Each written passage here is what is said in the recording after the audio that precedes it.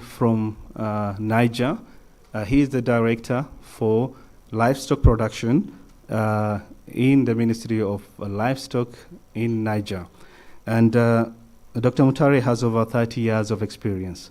So he has really a good understanding of pastoral communities, and he has been really, as he mentioned, as I was discussing with him, indeed been very instrumental in providing strategic guidance towards the development of the sector in Niger. So Dr. Mutare, s'il vous plaît, please come forward.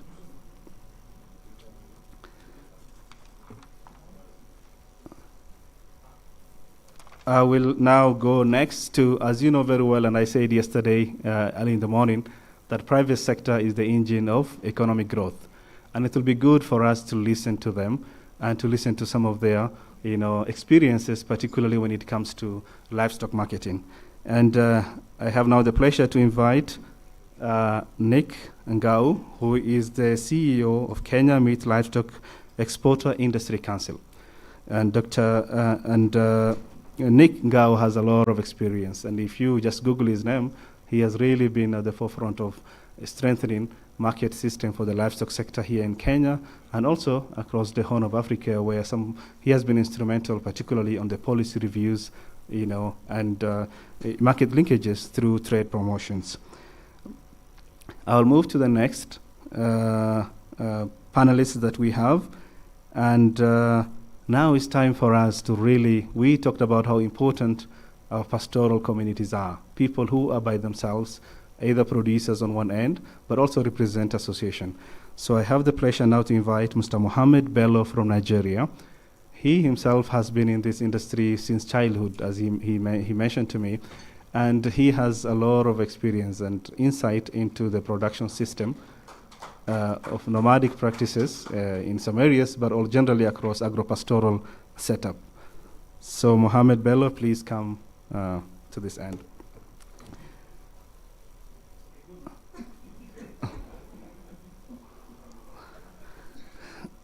Our next panelist is Dr. Sule. As you know very well, the regional economic communities really play a very significant role when it comes to policy, trade, integration, AFCT, and all that. And COMESA, as a regional body in the western part of the continent, Dr. Sule has been very instrumental in the livestock production. So he has been really active the last 15 plus years, and we're going to hear a lot from him, particularly how important REGs are in this kind of platform or growth of the livestock sector. Our last panelist will be Joseph Mugashi from Kenya. He has a lot of experience in the livestock sector. Dr. Joseph, we worked with him so many years. He's been in the industry, and he is going to share with us a lot of private sector experience here in Kenya. He has been providing a lot of insight into the platform for the last 2 sessions that we've had in Naivasha. Karibu sana. Yeah, and so just to once again give you the confidence that the team right here will be moderated by my very well-able brother, Paul Ngamba, please.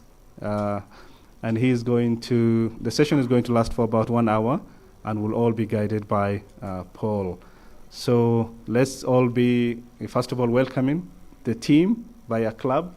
We clap for them, we give them that energy, and then now I hand it over to Paul. Paul, karibu sana.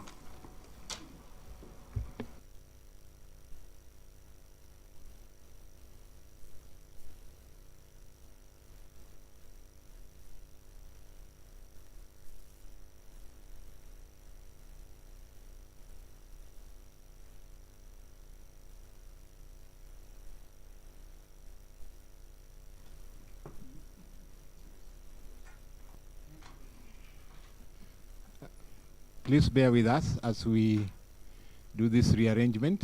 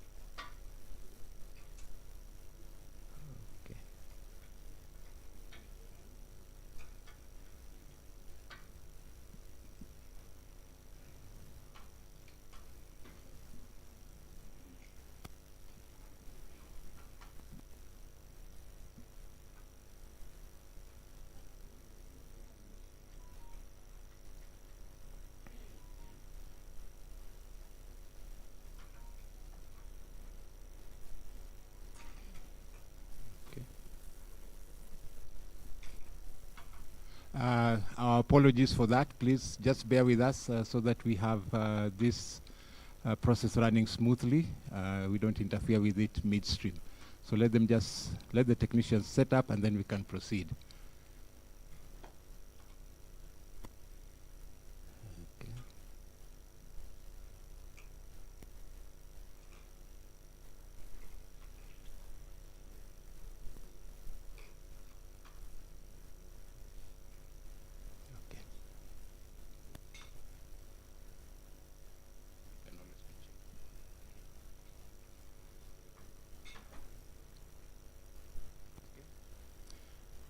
Okay.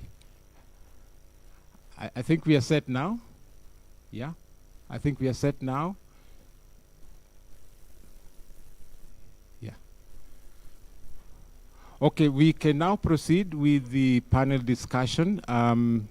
We have our very distinguished panelists, as has already been mentioned. You have heard their various backgrounds. We tried to capture as a diverse background as possible. And so we hope to learn from their experiences and also from the issues that they address, especially in the institutions as well.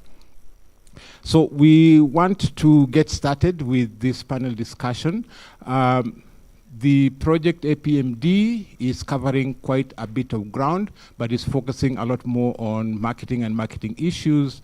If you can recall from the 3 pillars that we had in terms of the policy, in terms of the private sector, and in terms of data. But in between those processes also, there are other issues that are covered, especially to do with resilience and so on. So there are a number of things that are covered within the project context. So to set the stage, we want to call upon the host country, Kenya, Dr. Mugasha. We have a lot of issues with pastoralism. But this particular project is looking at advancing pastoral development across the continent. And so our concern really is how can the data that is generated from the platform be strategically utilized and leveraged to support evidence-based policy making and to attract targeted investments in the livestock sector. We are combining 2 things there because you're realizing that evidence is only useful in as much as it is put to proper use. Otherwise, if you don't have information, it is not as good. So how will the data that we have collected be used for evidence-based policy and also to attract investments in this sector? We are going to give you each 6 minutes so that you can make your opening remarks and also make your contribution. So may I invite you, please. The microphone is in front of you, so please just proceed.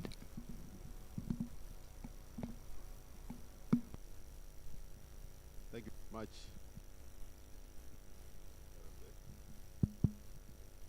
Thank you very much, moderator. It's not there yet? You can hear me now? Okay. Thank you very much, moderator. Good morning, everybody. As you have heard, my name is Dr. Joseph Mugasha. And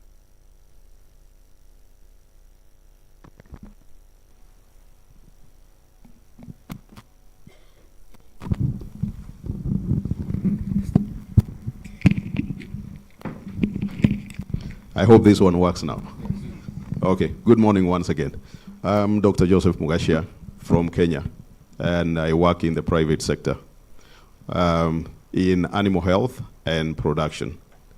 I've also worked with government, and I've worked with the United Nations in different countries, including the country of... We are having a problem.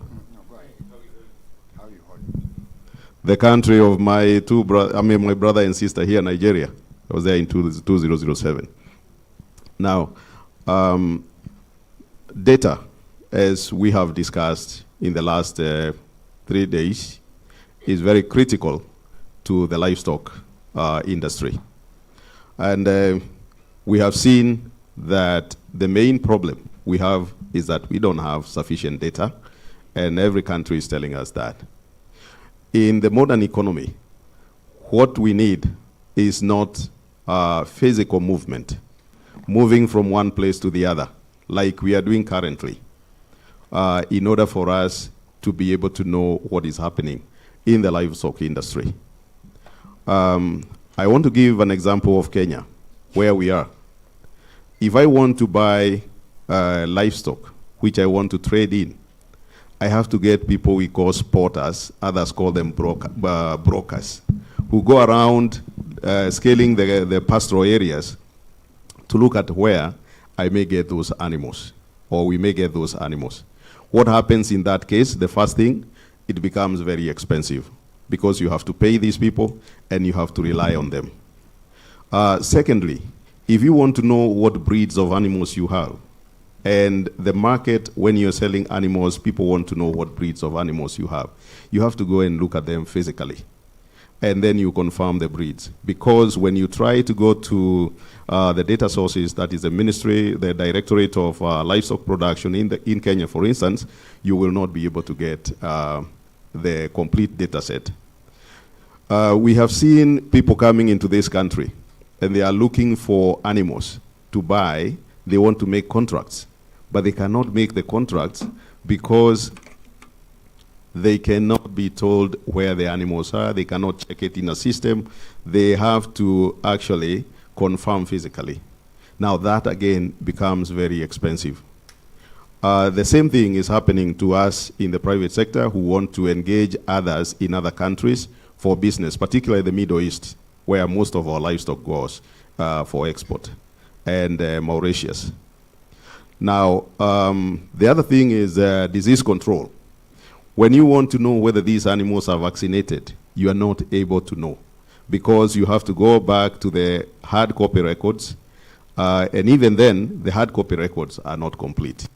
So, what are we saying? The question is, does this data we are talking about have strategic value? Now, strategic value is where we have the data in place, and you can access it easily, and then even your counterparts, your clients, wherever they are, you can be able to provide them with the data from a platform where they are able to see where these animals are coming from, what has been done, what are the prices. So even before you make the trade decision, you already know what you're going to be buying.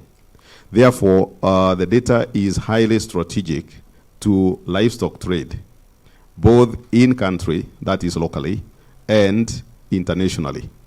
Now, the other thing is that these countries of Africa, animals are moving from one place to the other in terms of trade. You can get animals from Kenya going to Somalia, and then they end up in Dubai, for instance, or the Arab Emirates. The same case with Uganda. In the private sector, I have had to process a lot of inquiries on how to acquire animals from Uganda to be exported to Mauritius. Now, when we try to do that, you find you have to get somebody in that particular country to give you the information. And that becomes very expensive, very inconvenient, and not good for business. Therefore, if we have this data in the different countries, the data is properly collected, and we are talking of holistic data. Disease, trade, breeds, all that. Then we would be able to have some sort of centralized way of doing business and bringing down the cost of business, and also having confidence in the type of animals or in the type of trade that we are going to do. Now, finally, we have the question of the people. That is the people who are interacting in this trade. If our African continent or our African countries can have the database for the people who are doing this trade. These people are confirmed as bona fide or genuine by the relevant governments. Then it would be very easy for us to do business, because I wouldn't have to go to Uganda, I wouldn't have to go to Nigeria. I would only need to confirm that the person I'm dealing with is recognized by government, and government has given me the confidence that that is a genuine trader that I can engage. And again, with trade, there is also the question of the inputs, things like pharmaceuticals, that's medicines, things like vaccines. We would also be able to know, have we vaccinated these animals with what? Are the vaccines approved? And we would be able to do business in an environment where we are not having a lot of physical input, and therefore drive down the cost and raise the standards. Thank you very much. Okay. Thank you for those remarks, Dr. Mugasha. I think he has really connected the data with the essence of the project itself and the platform, in terms of looking at how the credibility of the data is established, and especially in terms of making use of the data to improve trade, particularly, whether the animals are vaccinated, whether the animals are in the place where they are expected to be. So that is quite useful for us in terms of developing holistic data that is not just confined to one aspect alone. So thank you for those remarks. I know you have tied it with where the animals are. And so I want to move to the person who knows where the animals are. And Mohammed Bello from Nigeria is a pastoralist. And so we would want to establish the link between climate variability, pastoral mobility, market access, early warning systems, and all these elements that we are dealing with in this particular platform. But the key thing is, how will that support the decisions for herd management and market timing from your perspective, Mr. Mohammed? Thank you. Thank you very much, moderator, distinguished members. Thank you. Like you said, my name is Mohammed Bello. I'm a livestock producer and also serve as a Secretary General of a pastoralist organization based in Nigeria. First of all, I don't know how many of us have read the novel written by a Nigerian author called Cyprian Ikwensi, way back in 1961. The novel is called Burning Grass. That was before biodiversity issue became a big problem in sub-Saharan Africa. He wrote the novel in 1961, and Burning Grass tells the complexity of pastoral movements and climate resilience and issues that affected it. But back to the issue that the moderator had raised. First of all, pastoral mobility is part of the production system in West Africa, and I believe also in Central and East Africa. So it is very, very important to the culture, even though the general trend is to move towards sedentarization of pastoralists, but these are realities of what we have. And over the last few days that we had discussions here, the issues of transhumance and the regulations and things like that had actually come in place. But what is most important is how can the APDM leverage on the pastoral mobility to actually benefit from, actually for pastoralists to benefit from what is going to happen here. One of the most important things is growing as a child. We used to have short pastoral mobility on the Mambila Plateau, where I come from. And farmers, crop farmers used to leverage on pastoral mobility to actually acquire herds.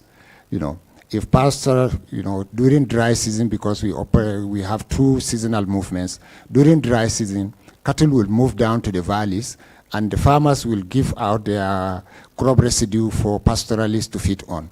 And in return, instead of asking for money, they ask for a bull. That way they also stock, and then, the bull can now be sold. And that is also reflected across the region where we have these issues. But we have some key institutions in the region that actually relate to pastoral mobility and the APDM can leverage upon. One is the Agreement Center, which is based in Niger. The Agreement Center is established by the Permanent Interstate Committee for Control of Drought and Desertification in the Sahel. It relates to managing food security, resource management, and gives out information bulletin on the pastoral mobility and other issues, and weather that is across the region. The second one is the Nigeria Meteorological Agency, which the director mentioned yesterday.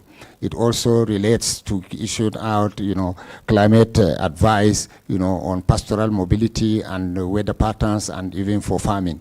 So these are institutions. But one of the key challenges is how do we actually communicate the data that are given out by these agencies to the pastoralists? One of the areas that we have tried to do is there's something called the Galbal network that is being operated in Mali and Burkina Faso. Mali, Burkina Faso, and Niger. That relates to, using short mobile text messages and information system relating to pastoralists, to tell them how the weather is, where the pasture is, and how to actually move across the region. So one of the challenges is so that they use satellite information, and people say that sometimes what you see as grass could also be farmlands. But I think these are issues that we want to sort out as pastoralists. Now, how do markets operate? Now, most markets, there are markets that actually, particularly in southern Nigeria, that revolve around pastoralist mobility. Once pastoralists move to those markets, now you have the herds, you have the pastoralists, you have people who come to those markets, and it is a leverage that we can operate upon. I think let me stop here. Thank you very much.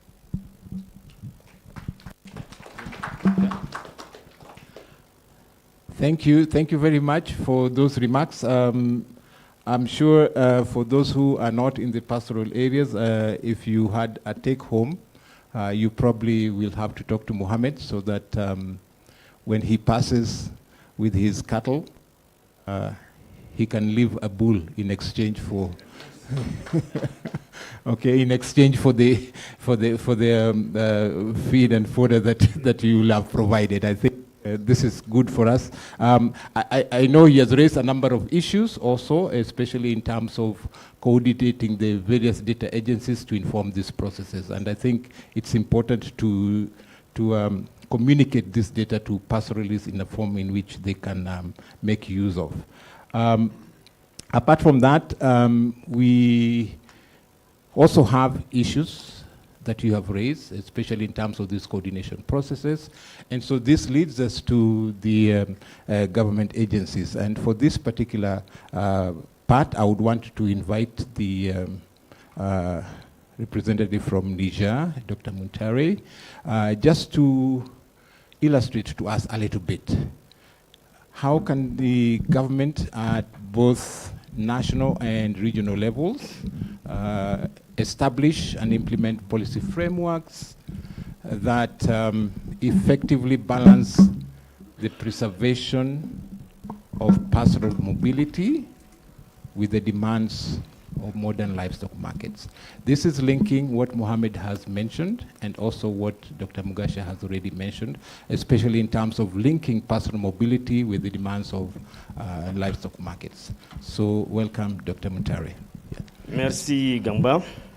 Donc, merci de l'opportunité qui m'a été offerte donc, au niveau de cette auguste assemblée, donc, pour partager un peu la situation donc, du Niger par rapport aux questions donc, de l'élevage, de la mobilité pastorale et la préservation of livestock mobility and the preservation of this activity in the context of taking care of this market. This is very important in Niger. First, in Niger, since 2013, we have a national strategy on the sustainable development of livestock. And there we have 3 axes. And this is on animal health. And we have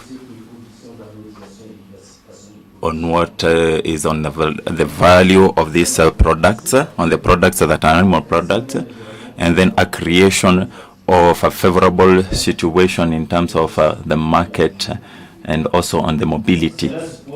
And so it means that we have different rules and regulations that are put in place, and some of them are there. They have existed since the time of the colonial period.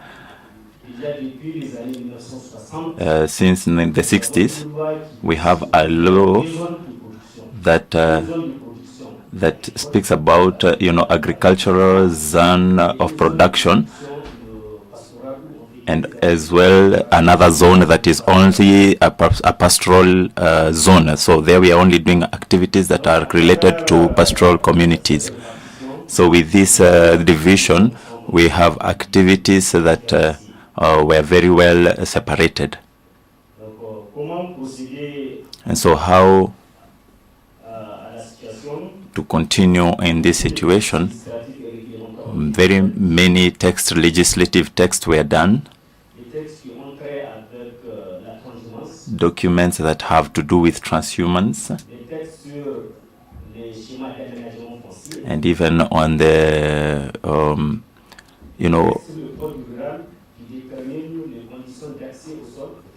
the texts that are going to also be speaking about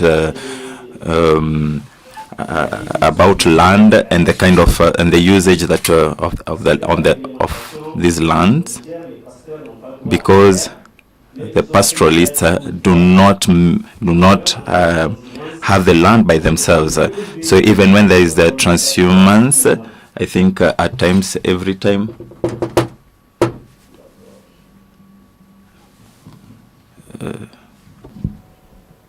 Donc, comment procéder à l'élaboration? So how are we going to develop the implementation of these regulations? First of all, we have to have consultation of all the stakeholders, and that means interests that are shared. Dynamic communication,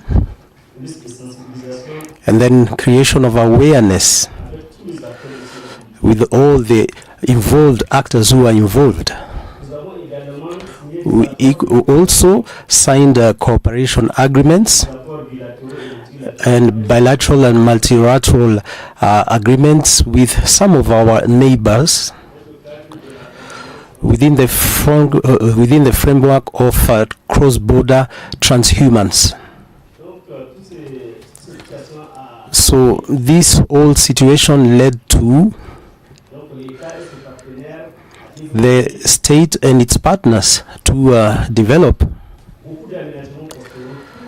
a lot of different arrangements all along the whole corridor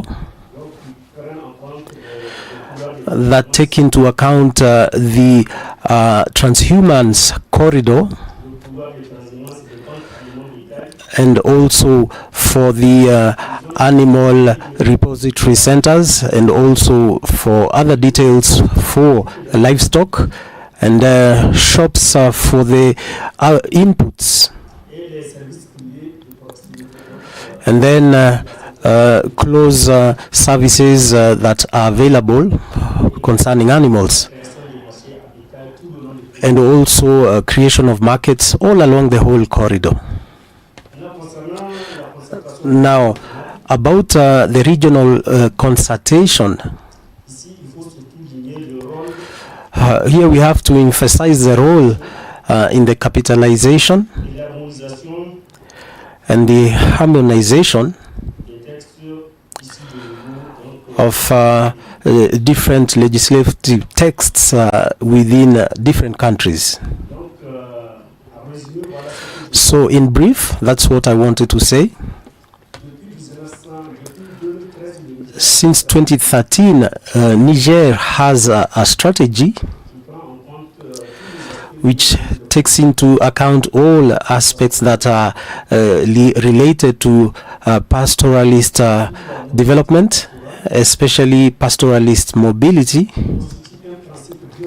which constitutes quite a leading aspect within the framework of this strategy.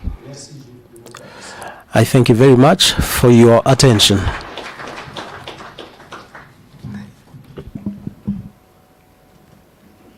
Thank you for those remarks.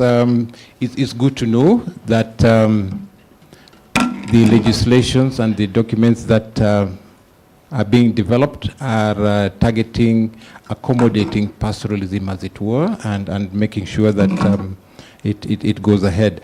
I think the key thing that we may have to take home from what Dr. Mutare has indicated to us is this whole issue about harmonization of legislation. And I think for APMD, this is a very critical issue.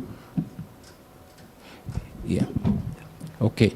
I think this is a very critical issue for the platform as it starts its work now, that the whole issue of harmonization is very, very important, especially to accommodate pastoral mobility within the transhumance protocols that we have. This means you're not just dealing with pastoral agreements, bilateral agreements alone, but you are probably even going to the regional level.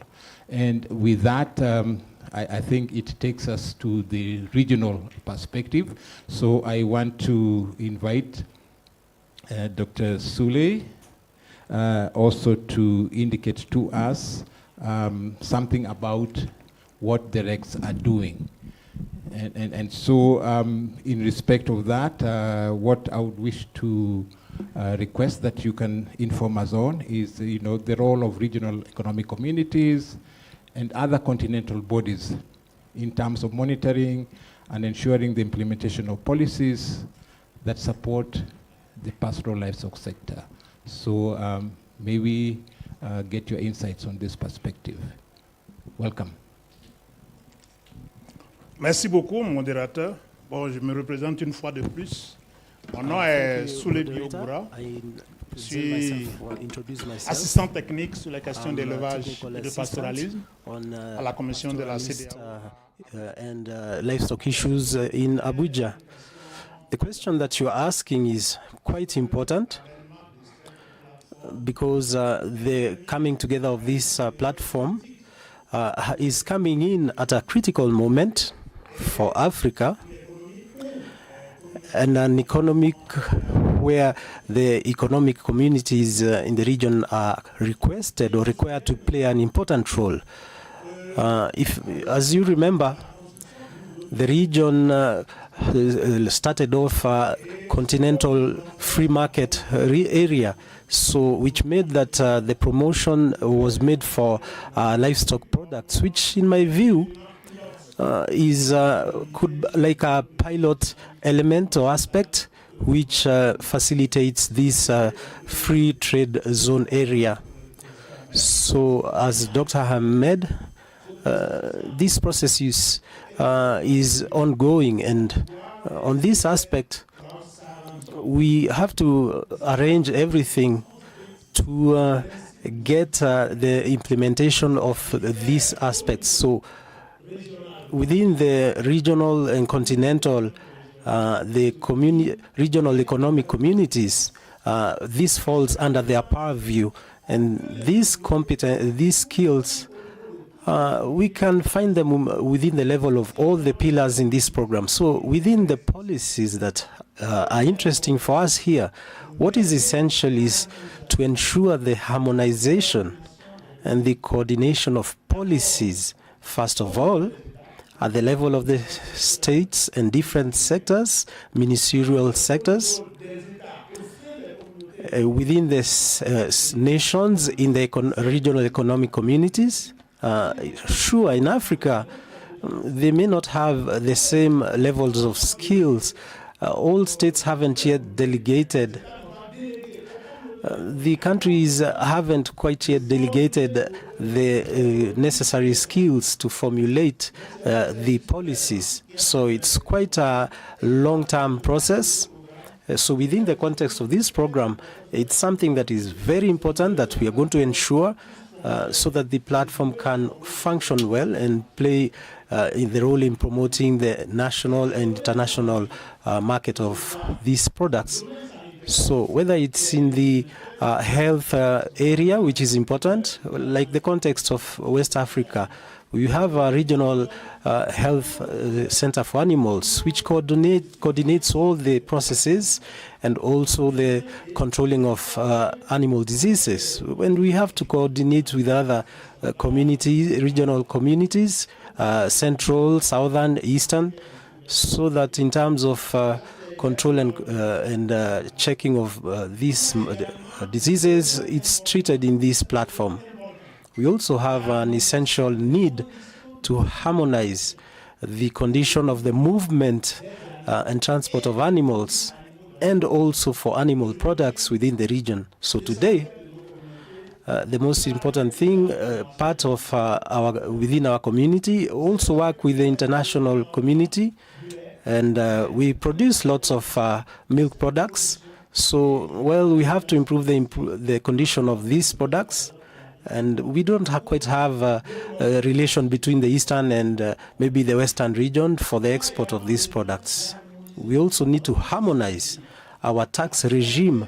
So the tax system is very important at the national level, at the regional level, and even continental level. So for this, there is a need to work in defining the rules of origin. How can we know that the dairy products that come in Ibadan, in Nigeria or Lagos is typically maybe produced in Kenya? So how can we know that these cheese products that come on the market in Kenya, that it comes from South Africa? So we need to work on this issue. So this is why we have the principle of subsidiarity of this issue, which really requires a coordination. The next essential element is harmonization of standards. So you see how we look into the issue of the regional economic community, the issue of transhumans, which sometimes can be confused with trade routes for livestock in Central Africa today. We understand differently the pastoral mobility that we can confuse with different issues of phenomena of terrorists, whereas pastoralists are not terrorists. And this is why people like you are needed to identify to move things forward. So this is why the RECs have to work on this. We also need to identify information and data. It's important, even if the data is collected within the framework of this platform, this data must be collected from data centers that exist within the regional economic communities. So my friend Bello spoke about the follow-up of meteorological aspects. So we're in the process of promoting what we call a data platform of a multidimensional nature that we call EcoAddis in West Africa, where you are attempting to centralize the information centers which come from the different sectors, whether it's agricultural, pastoralist, or fishing, and also. So this is it's important for the platform that is being put in place, that it needs to be linked to these elements, not to create duplication, and also not to create a sort of duality of information that is produced. Finally, I think that the regional economic communities need to be quite vigilant to be able to put a framework in the management of knowledge, just like it was presented today. Best practices that are going to come from these platforms are going to be a consequence of other projects that need to be well coordinated, that are going to treat different aspects. And also the assimilation of best practices for actors at the grassroots. So we need to have control of these different actors, whether regionally or nationally. So we have to coordinate everything, whether it's even the private sector, the institutions that offer public services. We have to domesticate, capitalize it, and also know exactly how it can be useful so that it can be complementary to public authorities at the national level, and also carry high the flag even at the level of the whole continent. Thank you very much.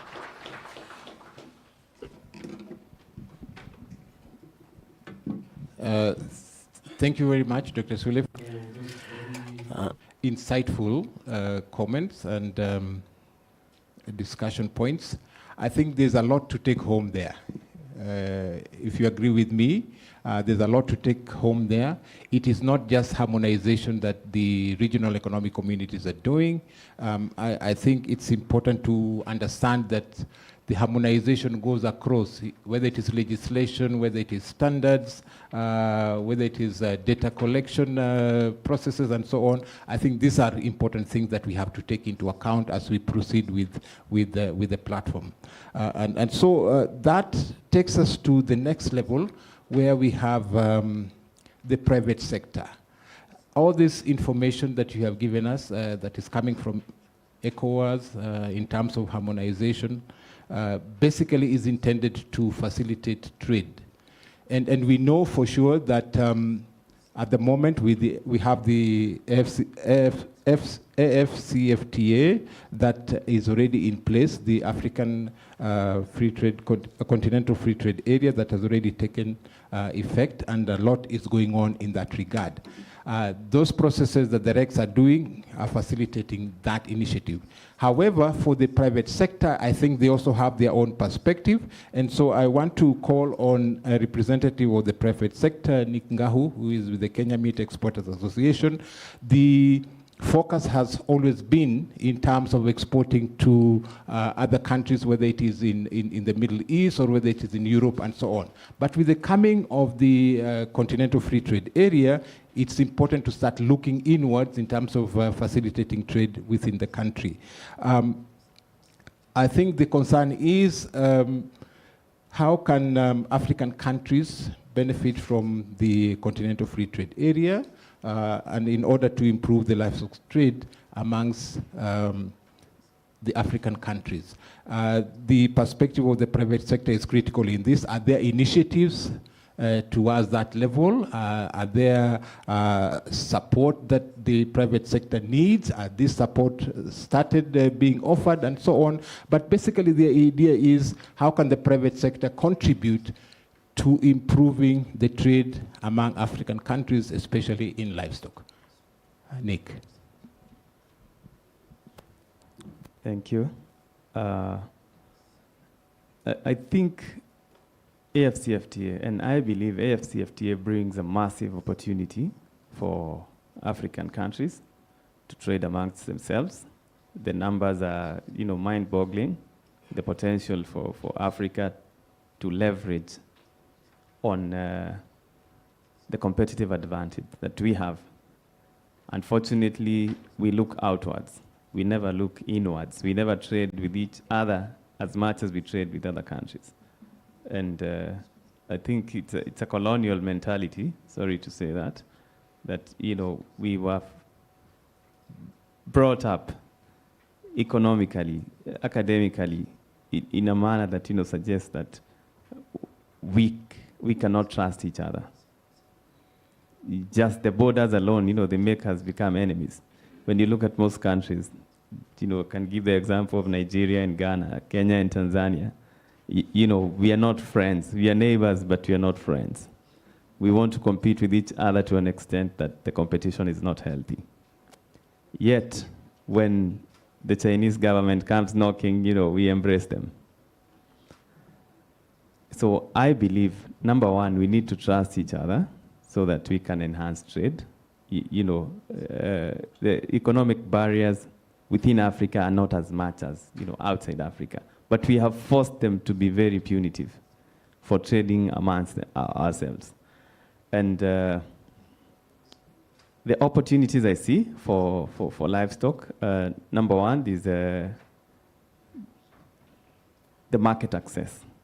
If we allow each other to access markets and we share knowledge with each other, we can actually become better and even export to other countries outside Africa just by, leveraging on the knowledge that we share, and that will increase trade, that will increase employment, especially for youth and women, and definitely that will bring the much needed income, and that will translate to economic growth and expansion. Definitely will become more competitive because we learn from trading with each other and we perfect the gaps that exist in learning how to trade with each other countries. And definitely there'll be increased investment in agriculture, especially in fodder, in SPS, in infrastructure, and we can even attract FDI from other countries. I'll give an example. Recently, 29 African heads of state were in Beijing for the FOCAC, the Forum for Africa-China Cooperation. And just seeing the heads of states, I was part of the delegation, just seeing the way the heads of states were so committed to attending that event. Yet, if we had a similar event in Africa, we won't get 29 heads of state. So I'm just giving an example of the colonial mentality.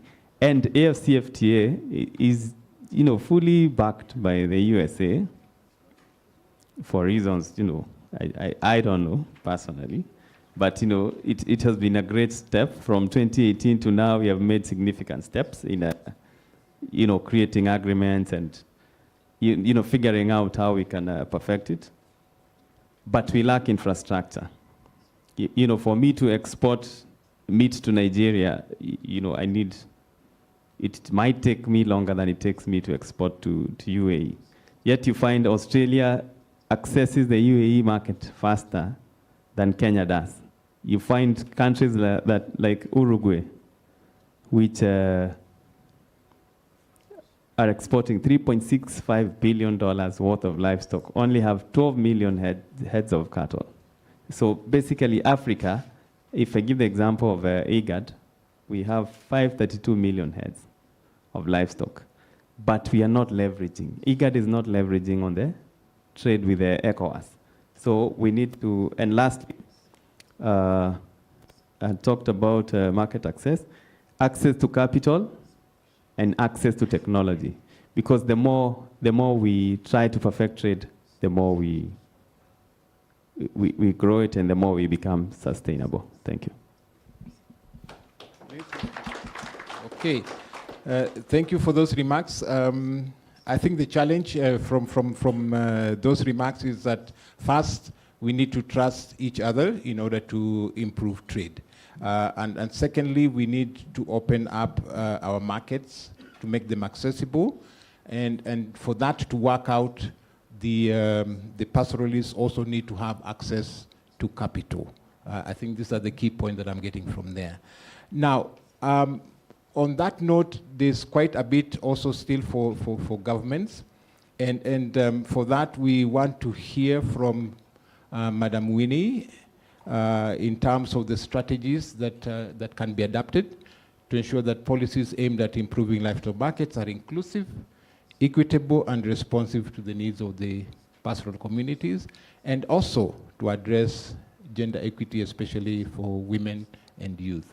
Madam Winnie, please.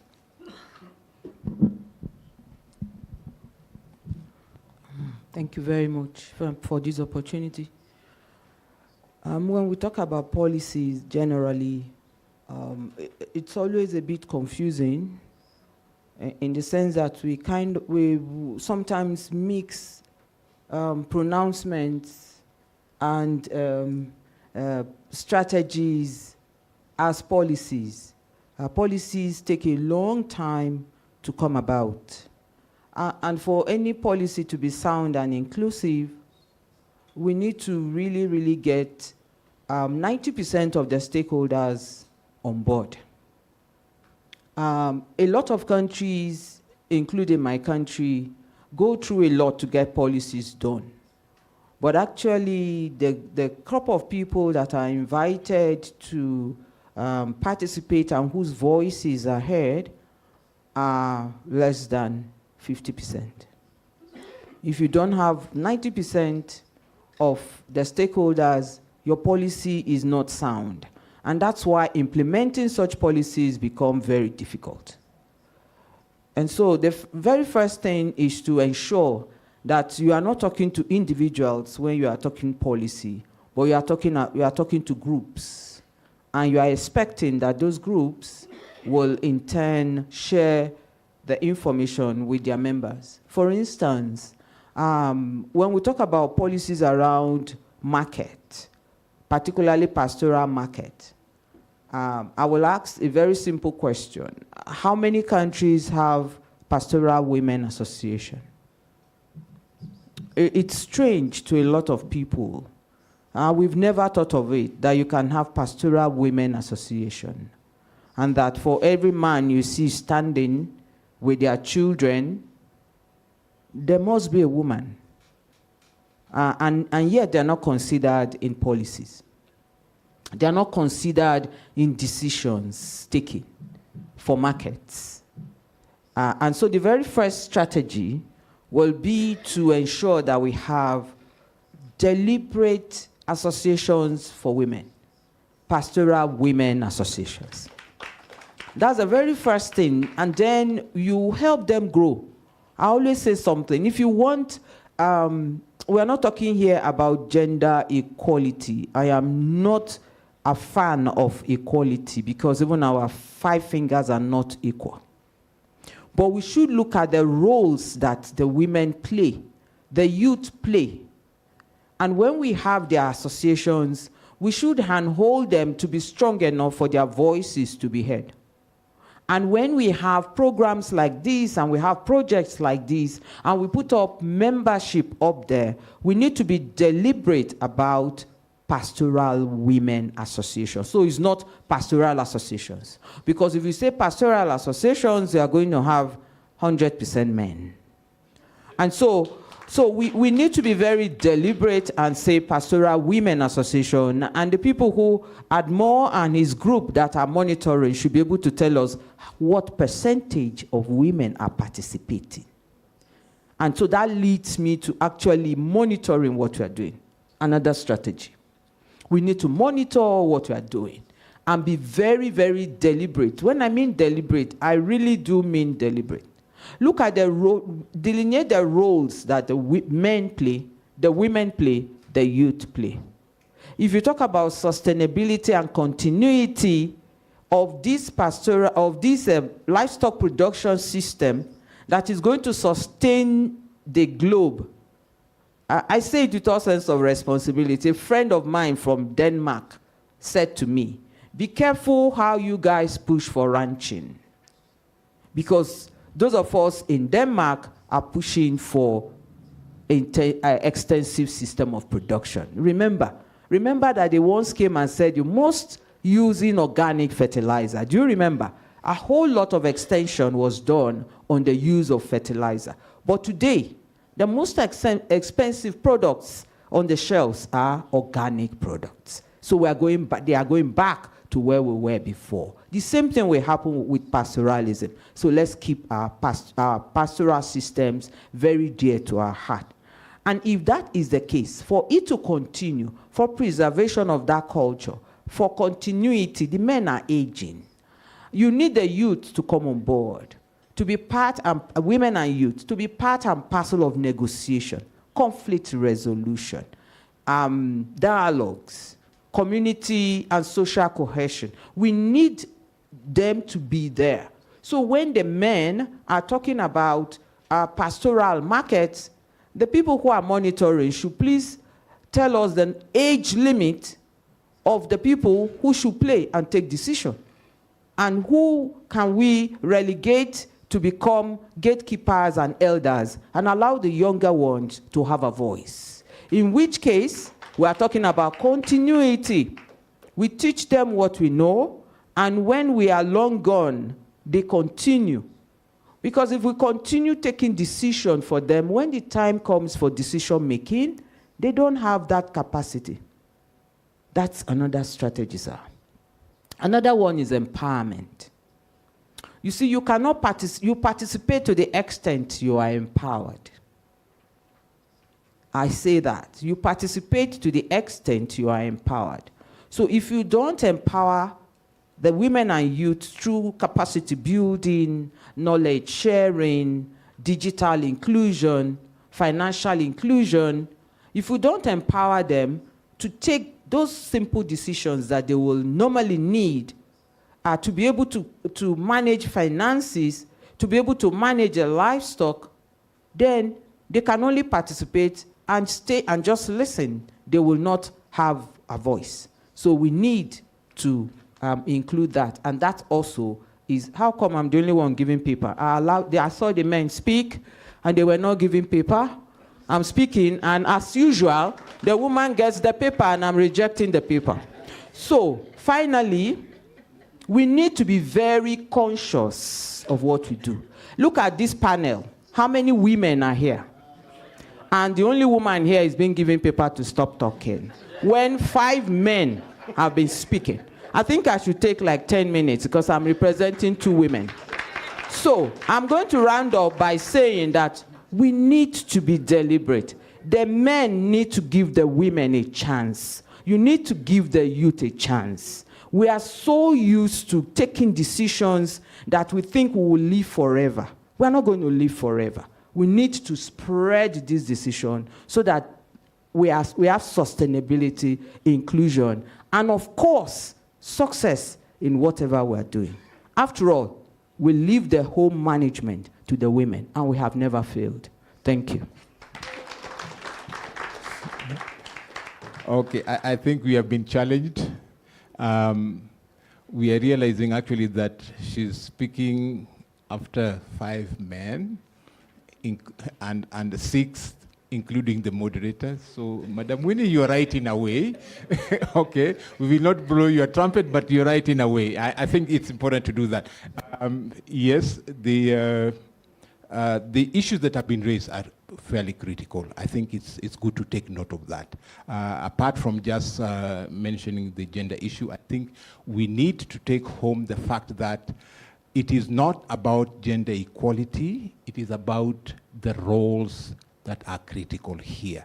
I think the emphasis has been so much on equity and equality to the extent that we are beginning to lose track of the whole issue about roles. And I think it's important to take that home, that it's, when you're looking at pastoral associations, it is, even though it is not mentioned in the names, it is actually men, which is essentially true, and we may need to look at the pastoral associations for women as well. I think this is a challenge that the platform needs to take forward as we move into implementation, and particularly the whole issue about voices. I think this is something that is very critical. As much as pastoralists as a whole are looking at improving their voices in the policies field and so on, it is also important that as they struggle to do that as men, also women are included in this perspective. But I think the other take home is something that really behoves us to look at critically. This whole issue about organic foods and what it portends. The fact that we are going round, and tomorrow we will be back where we are being urged to live. I think that is a very critical point that we really need to take on board as well. The continuity, who are we leaving pastoralism to? To Mal.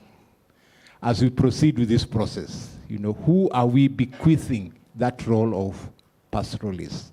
I think we need to take some of these things very, very critically because they portend a lot for us in the future. Now, the reason I was giving Winnie the paper is that we have to remain within protocol, but even that, I would wish to open it up to the plenary now, but given the limited time, we are constrained. When you have these principles coming, you have to rush a few things here and there.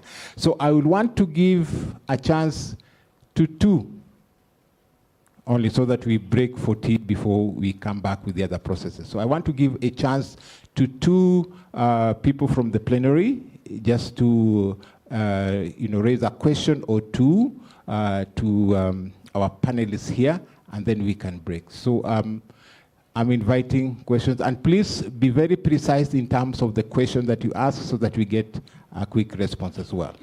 I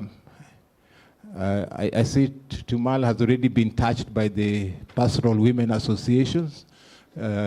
He wants to make a point. Any other person that wants to make a comment or ask a question? As you think about it, Tumal, please make your point. You have the microphone on your desk, so please use it. Yeah. Okay, thank you very much. My name is Tumal Orto, as mentioned. Mine is a quick 3 inputs and 1 is a question.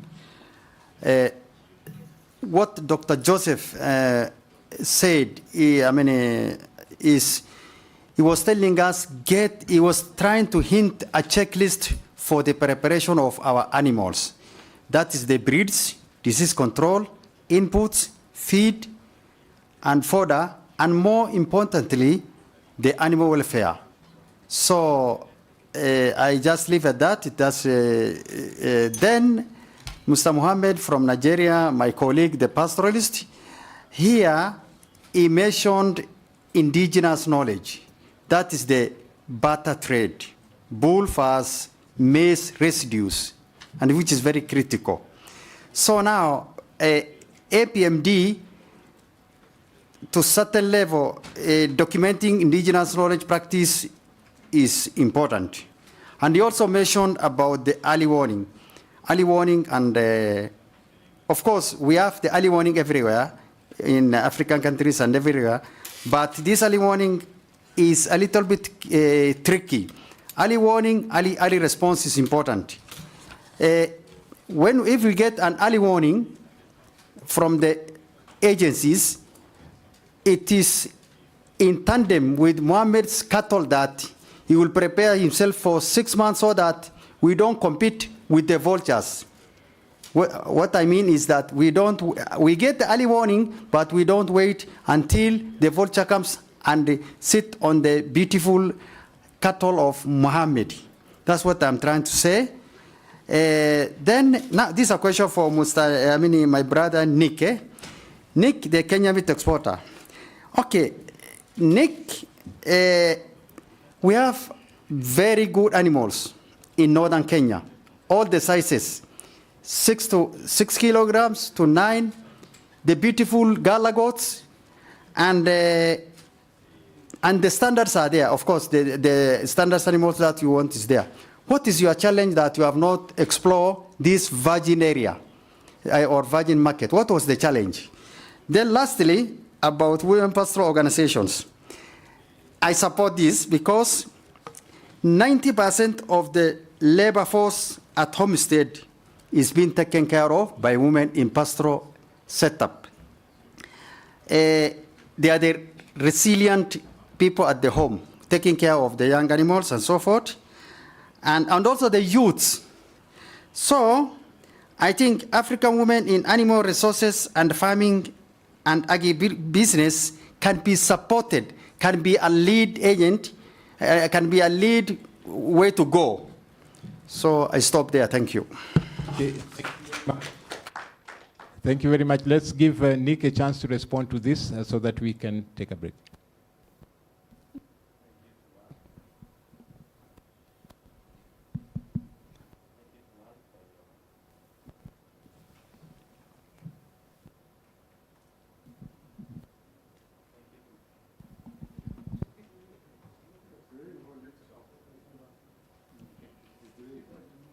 Yeah, I think it's the way you hold it. Okay. They know how to use a mic. It's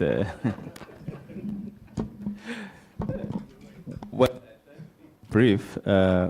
One of the challenges that we face, apart from the distance and insecurity, is the middlemen. You know, we really need to get your animals to the slaughterhouse and export to the Middle East, but the middleman, you know, creates the hindrances. So the challenge is market linkage. I think if me and you talk together, we can do wonders, and we can, you know, you can talk to your other pastoralists. I have the markets, I have the networks, you know, I can make it happen for you.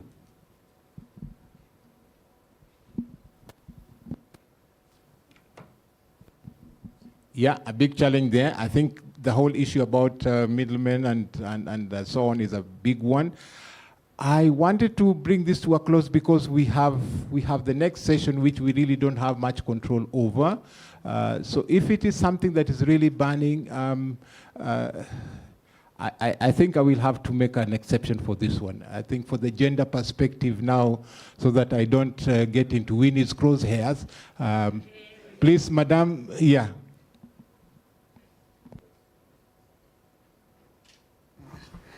Good morning. My name is Aisha Mazu from Nigeria, from Nigerian Agricultural Insurance Corporation. Yeah, this is a very interesting topic, but I think we always forget about one thing.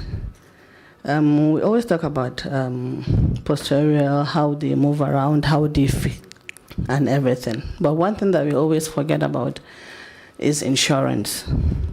We always think, or rather remember about insurance at the last minute or when there is loss, but we don't remember it in the beginning. Until one has a loss, that's when you will start thinking, oh, I should have insured my product. So I think insurance is one of the key and one of the most important things that we need to put, if not in the first, or rather, yeah, if not in the first place, or maybe second or third place, that we need to talk about more on that. Thank you very much. Thank you. That's quite an input. I think the whole issue about risks and de-risking is very important for pastoralism, and I think this is something that is already taking place. I know there are a lot of products that have already been developed, but whether they are actually okay for the pastoralists, I think that's another question. If you allow me, we put our hands together for the panelists. I think we want to do it the Kenyan way, which means I have to put this mic down so that we do it. Can we do 2 claps the Kenyan way? Okay, just a minute.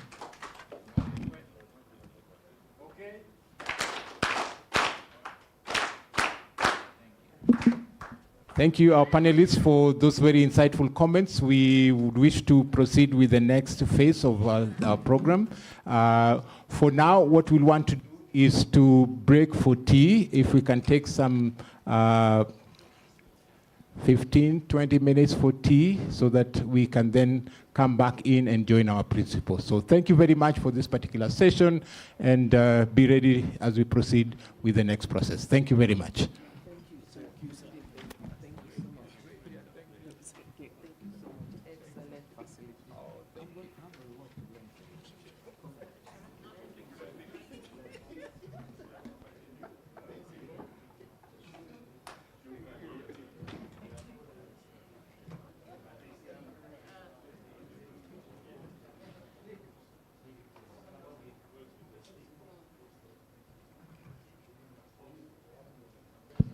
As you go for tea, be on the lookout. If you see the signal from me, it means our principals are here, so we'll have to come back in quickly. So please, let's have the tea, and then we can be ready for them anytime.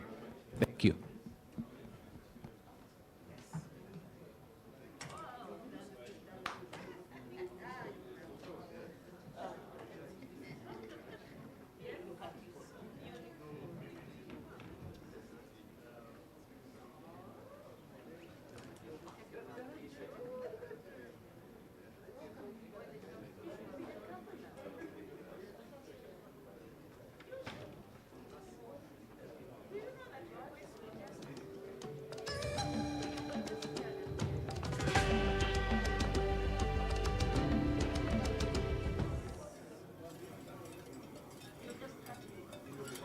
Across Africa's vast savannas, arid and semi-arid lands, a transformation is taking place in the pastoral markets, a change driven by the very people who have stewarded these lands for generations. A new era in livestock marketing is dawning, the African Pastoral Markets Development platform that represents a groundbreaking initiative hosted by the African Union, Inter-Animal Bureau for Animal Resources. The platform implementation will reflect our shared commitment to the transformations of African pastoral sector and sustainable development of livestock markets across the continent. This platform embodies our aspiration to elevate the role of pastoralism in inclusive economic growth, sustainable development, and enhanced livelihood.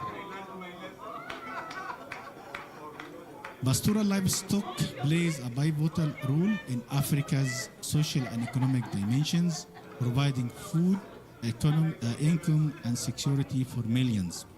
However, the sector continues to face challenges, including climate change, limited market access, and policy gaps.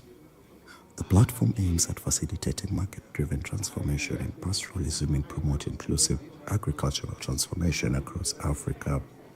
It will implement market-focused interventions to enhance pastoral integration into livestock markets through multi-stakeholder fora. The APMD platform will initially translate priorities action into 2 lighthouse countries, Kenya and Nigeria, and the 6 outreach countries. On behalf of Ambassador Joseph Sako, African Union Commissioner for Agriculture, Rural Development, Blue Economy, and Sustainable Environment, it is a great honor to welcome you to this first analytics and implementers engagement workshop of the African Pastoral Market Development Platform. The platform implementation will reflect our shared commitment to the transformations of African pastoral sector and the sustainable development of livestock markets across the continent. This platform embodies our aspiration to elevate the role of pastoralism in inclusive economic growth, sustainable development, and enhanced livelihood. At its core, APMD builds on 3 fundamental pillars. First, the seamless integration of private sector into livestock marketing, from evidence-based investment models to the development of public-private partnerships in livestock development subsector. Private enterprises are transforming traditional markets, marking a continental approach to harmonizing private sector engagement with the pastoral systems that have been existing for generations now. The process is just the way a project process usually goes. You identify a concept or an idea, you discuss it the way we are conceptualizing here. If it's found to be having some characteristics that it can be a PPP, we take it to the next stage, which will be preparation of feasibility studies. Then we go to procurement. So yes, the other point I wanted to say, there are 4 procurement methods under the PPP Act of 2021, which is in the public domain. The 4 methods are the default competitive procurement. Then the second one is the privately initiated proposal. The third one is a restricted tendering, and the 4th one is direct procurement. So all those are alienated in the Act, and we are happy to provide more information, even to the moderators, to share with participants, more of like an introduction to PPPs. The enabling policy landscape of pastoral markets reflects an increasing risk in stakeholder interest, each vital to the system's success. The platform seeks to focus on policy harmonization across borders, harmonized quality standards, regulatory frameworks, and all-inclusive marketing policies. Further, it acknowledges that policy harmonization is not only about writing regulations, but also engaging stakeholders from local chiefs to national and federal ministries and all actors across the livestock marketing chain. At the heart of APMD's policy framework lies a multi-tiered stakeholder engagement structures with an emphasis on engaging with the stakeholders at every level, community, national, and regional, with an aim to achieve streamlined cross-border producers, harmonized quality standards, gender-responsive market policies, and youth-inclusive financial frameworks. The platform's policy component ensures that traditional leaders inform governance structures, private sector shapes trade regulations, women and youth influence market rules, research institutions guide evidence-based policies, advocate for policy incentives in commercial fodder production and land use management. In the evolving landscape of pastoral markets, data isn't just numbers, it's the foundation of informed decision-making. APMD seeks to make its data ecosystem unique through its ability to transform complex market information into actionable insights for every stakeholder level. The platform's data ecosystem operates on 3 critical levels. 1, data collection. The platform believes that every data point tells a story from individual sales to herds movement, therefore building a comprehensive picture of the market reality. 2, data integration and analysis, which strives for the combination of the traditional knowledge with the modern analytics. 3, decision support systems. With customized decision-making frameworks, a trader is able to see insights different from that of a policymaker, but all of them drawing from the same data pool. Ile market yetu ya huko Somalia ni mahali inaitwa Mogadishu, na zile wanyama ambayo tunapeleka huko ni ngamia na these shots, mbuzi na kondoo, ndio tunapeleka huko hasa wakati wa Idi wa Ramadhan ama Idi wa Haji, ndio tunapeleka huko hizi wanyama sababu zitakuwa na bei nzuri. Market yetu ni mpaka Mogadishu, na kutoka Mogadishu ni hao wa Somali wa Mogadishu wanapeleka huko Arabuni, Maka or any other country ya Waarabu. Kwa hivyo business hiyo ukiuza hiyo huko Mogadishu, pesa yake ni in form of dollars. Hizo dollars sasa badala ya kubeba kutoka hapa kutoka Mogadishu mpaka kwa mfuko ulete mpaka mahali yako ama nyumba yako, tuko na kitu naita hawilat, money transaction ama money laundering business. Hao watu wa Mogadishu wanatuma hiyo pesa kwa Nairobi hawilat, either the Habshil or any other money laundering place. A recent situational market analysis from more technical and stakeholder engagement workshop in the lighthouse countries, Kenya and Nigeria, for the Horn of Africa and Sahel regions respectively, revealed complex challenges and opportunities, notably the revolution of traditional livestock markets influenced by the changing climate patterns, urbanization and emerging digital innovations. This livestock business, when there is an issue of insecurity in Baringo, the livestock marketing also is affected because some traders cannot access to the market. Also, the traders is risking because they can be attacked on the way because of conflict, inter-community conflicts, and they lost their money on the way. And our markets in Baringo, our major markets, we have 3 major markets. We have Nginyang, Parwesa in Baringo North. Nginyang is in Tiati. Nginyang, Parwesa is in Baringo North. Marikat is in Marikat sub-county. And our transport, means of transport, these markets, all these markets is accessible. On the other hand, the data tells a compelling story. Livestock trade across regional borders has increased by 40% in the last decades, yet pastoralists face persistent challenges. The platform's first technical stakeholder and engagement workshops held in Naivasha and Abuja for the Horn of Africa and the Sahel region clusters respectively identified key trends. Amidst them, the marginalization of women and youth in the livestock development sector. The platform therefore positioned itself as a transformative tool in reshaping gender dynamics within livestock marketing systems across the continent. Through its integrated approach, the platform systematically addresses historical barriers while creating a new pathways for women and youth meaningful participation in livestock value chains for sustainable livelihoods. Tukaanza na shilingi 300,000 capital la 1,300 tukaingia kwa soko na tulikuwa tunauza asubuhi mapema 6:30 Ikifika saa 8 saa 9 sisi tumekuwa tukarudishwa kwa soko na tunapata profit. So with her group, other group members, they have started with a capital of 300,000, mainly, dealing in small stocks and their business, because these are women and they have got other roles, to play at the household level.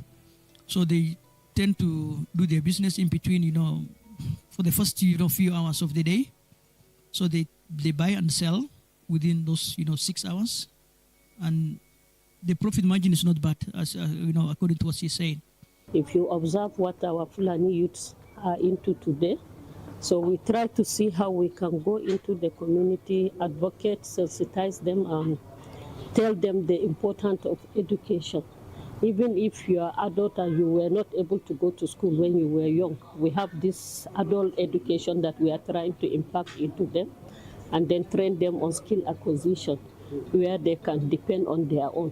Like the women, where they can have something doing to support their husbands, and then to be able to send their children to school.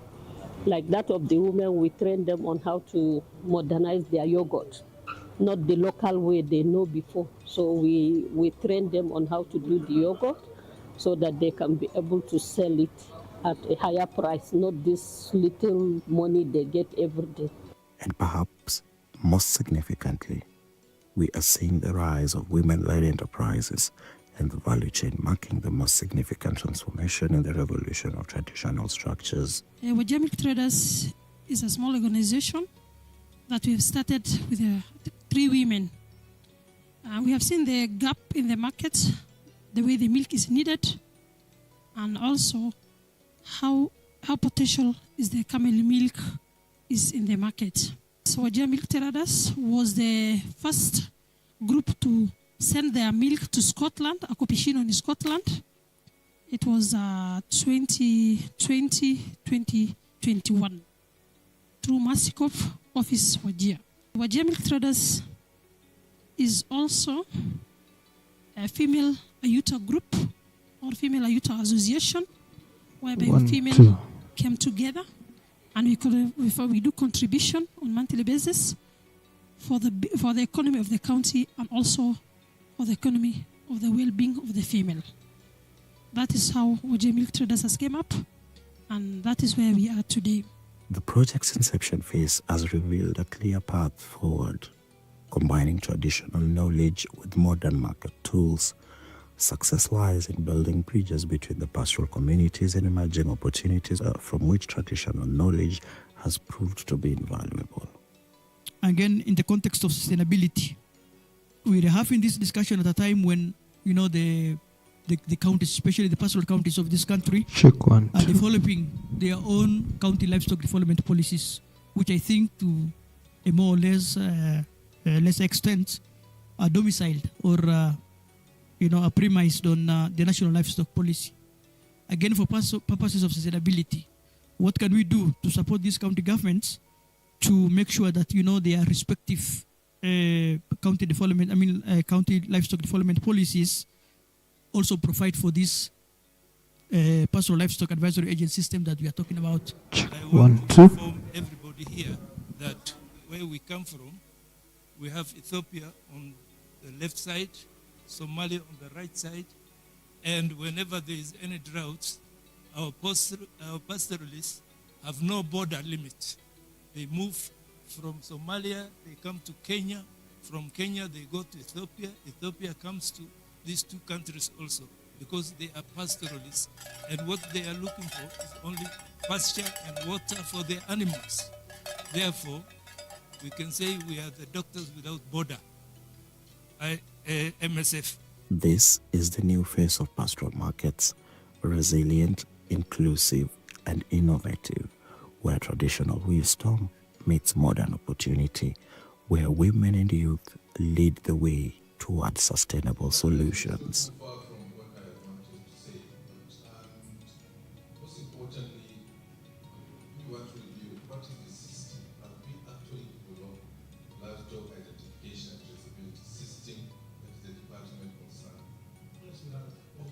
If that system is operational, what are the constraints of that challenges? And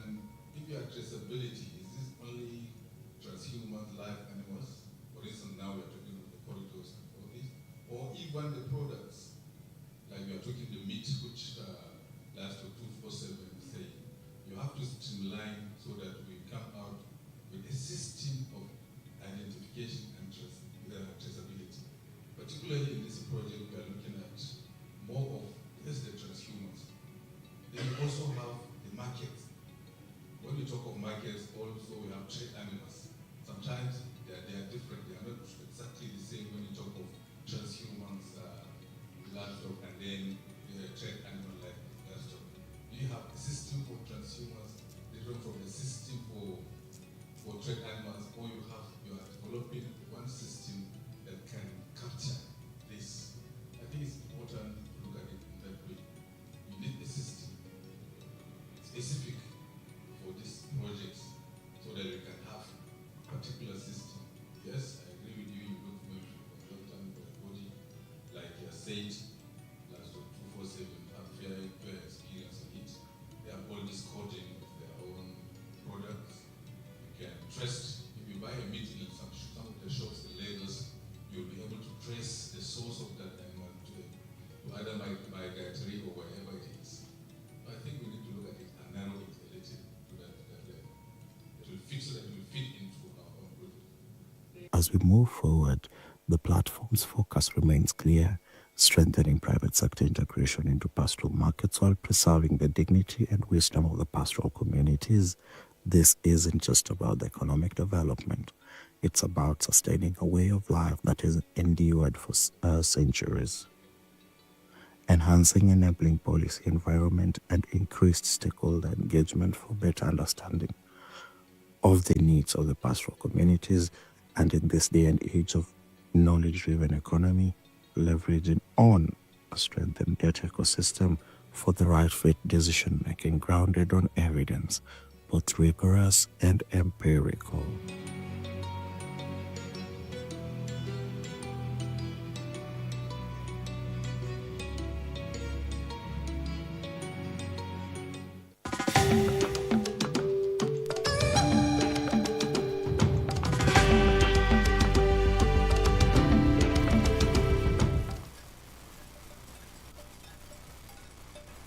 Across Africa's vast savannas, arid and semi-arid lands, a transformation is taking place in the pastoral markets, a change driven by the very people who have stewarded these lands for generations. A new era in livestock marketing is dawning, the African Pastoral Markets Development platform that represents a groundbreaking initiative hosted by the African Union Inter-Animal Bureau for Animal Resources. The platform implementation will reflect our shared commitment to the transformations of African pastoral sector and the sustainable development of livestock markets across the continent. This platform embodies our aspiration to elevate the role of pastoralism in inclusive economic growth, sustainable development, and enhanced livelihood. Pastoral livestock plays a pivotal role in Africa's social and economic dimensions, providing food, income, and security for millions. However, the sector continues to face challenges, including climate change, limited market access, and policy gaps. The platform aims at facilitating market-driven transformation in pastoralism and promote inclusive agricultural transformation across Africa. It will implement market-focused interventions to enhance pastoral integration into livestock markets through multi-stakeholder fora. The APMD platform will initially translate priorities action into 2 lighthouse countries, Kenya and Nigeria, and the 6 outreach countries. On behalf of Ambassador Joseph Asako, African Union Commissioner for Agriculture, Rural Development, Blue Economy, and Sustainable Environment, it is a great honor to welcome you to this first analytics and implementers engagement workshop of the African Pastoral Market Development Platform. The platform implementation will reflect our shared commitment to the transformations of African pastoral sector and the sustainable development of livestock markets across the continent.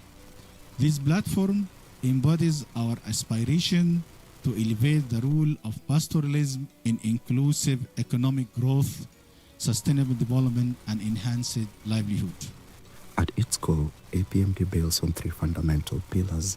First, the seamless integration of private sector into livestock marketing, from evidence-based investment models to the development of public-private partnerships in livestock development subsector. Private enterprises are transforming traditional markets, marking a continental approach to harmonizing private sector engagement with the pastoral systems that have been existing for generations now. The process is just the way a project process usually goes. You identify a concept or an idea, you discuss it the way we are conceptualizing here. If it's found to be having some characteristics that it can be a PPP, we take it to the next stage, which will be preparation of feasibility studies. Then we go to procurement. So yes, the other point I wanted to say, there are 4 procurement methods under the PPP Act of 2021, which is in the public domain. The 4 methods are the default competitive procurement. Then the second one is the privately initiated proposal.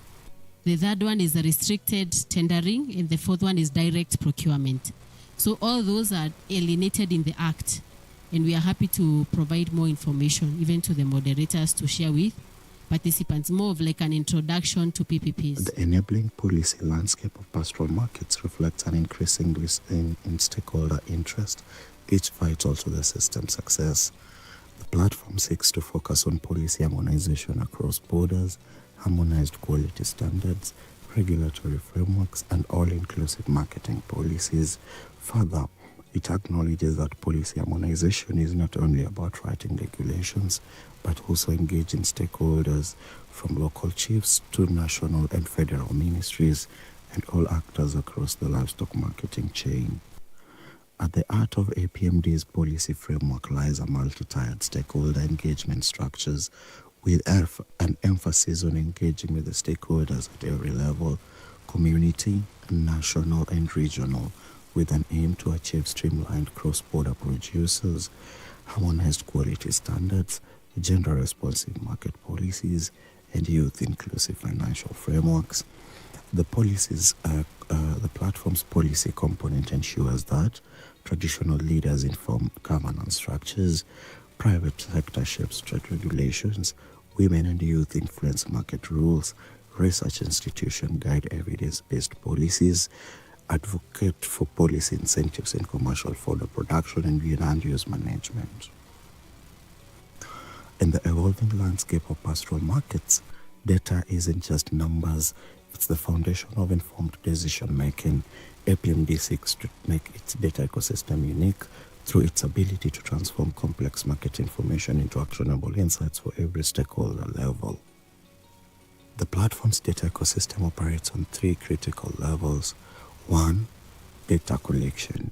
The platform believes that every data point tells a story from individual sales to herds movement, therefore building a comprehensive picture of the market reality. 2. Data integration and analysis, which strives for the combination of the traditional knowledge with the modern analytics. 3. Decision support systems. With customized decision-making frameworks, a trader is able to see insights different from that of a policymaker, but all of them drawing from the same data pool.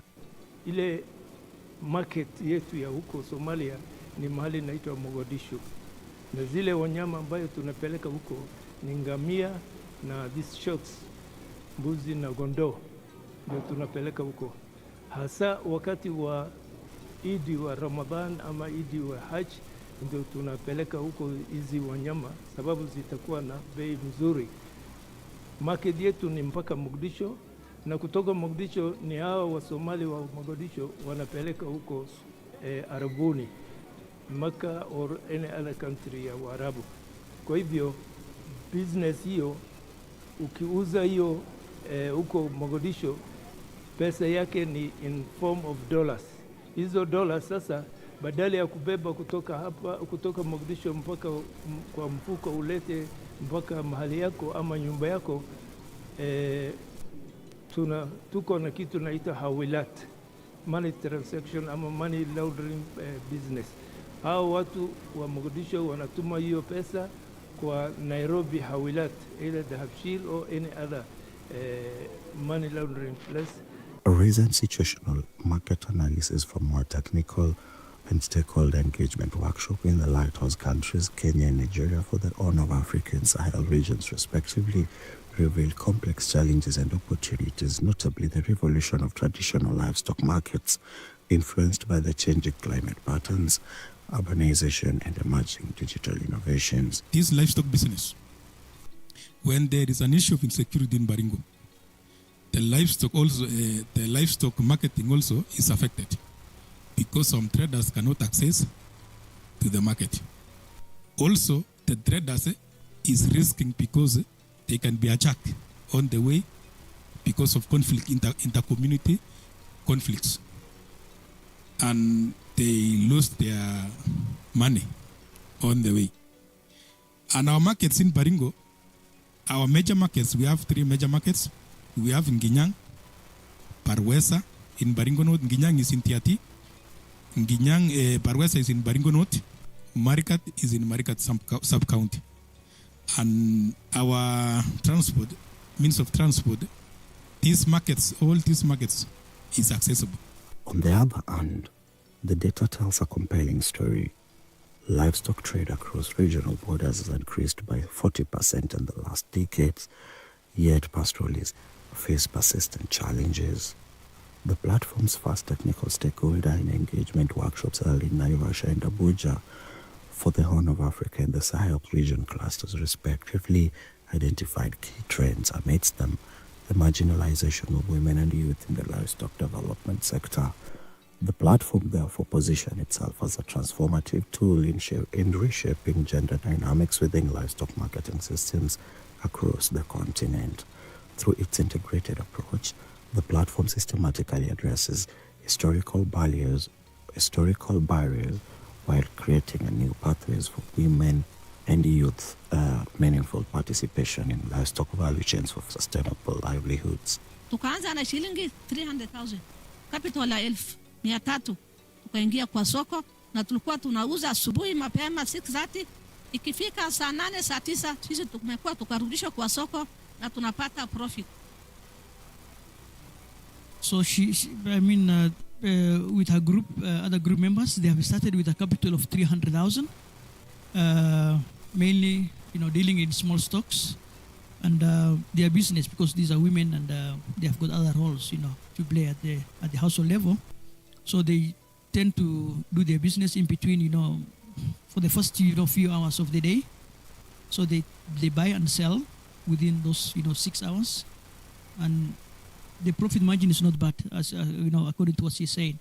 If you observe what our Fulani youths are into today, so we try to see how we can go into the community, advocate, sensitize them, and tell them the importance of education.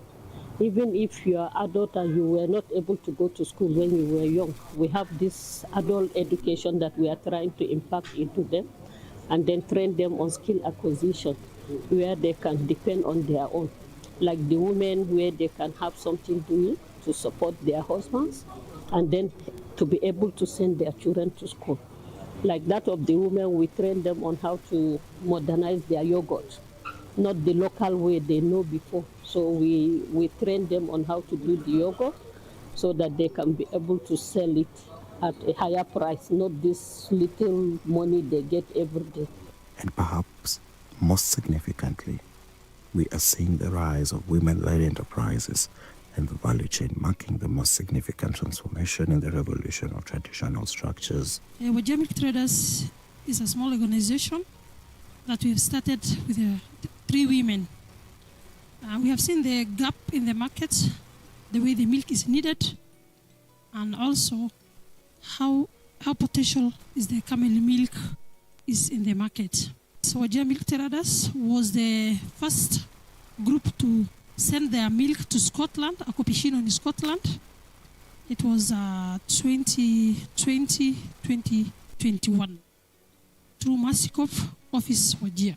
Wajir Milk Traders is also a female Ayuta group or female Ayuta association, whereby female came together and we do contribution on monthly basis for the economy of the county and also for the economy of the well-being of the female. That is how OJ Milk Traders has came up, and that is where we are today. The project's inception phase has revealed a clear path forward, combining traditional knowledge with modern market tools. Success lies in building bridges between the pastoral communities and emerging opportunities from which traditional knowledge has proved to be invaluable. Again, in the context of sustainability, we are having this discussion at a time when, you know, the counties, especially the pastoral counties of this country, are developing their own county livestock development policies, which I think to a more or less extent are domiciled or are premised on the national livestock policy.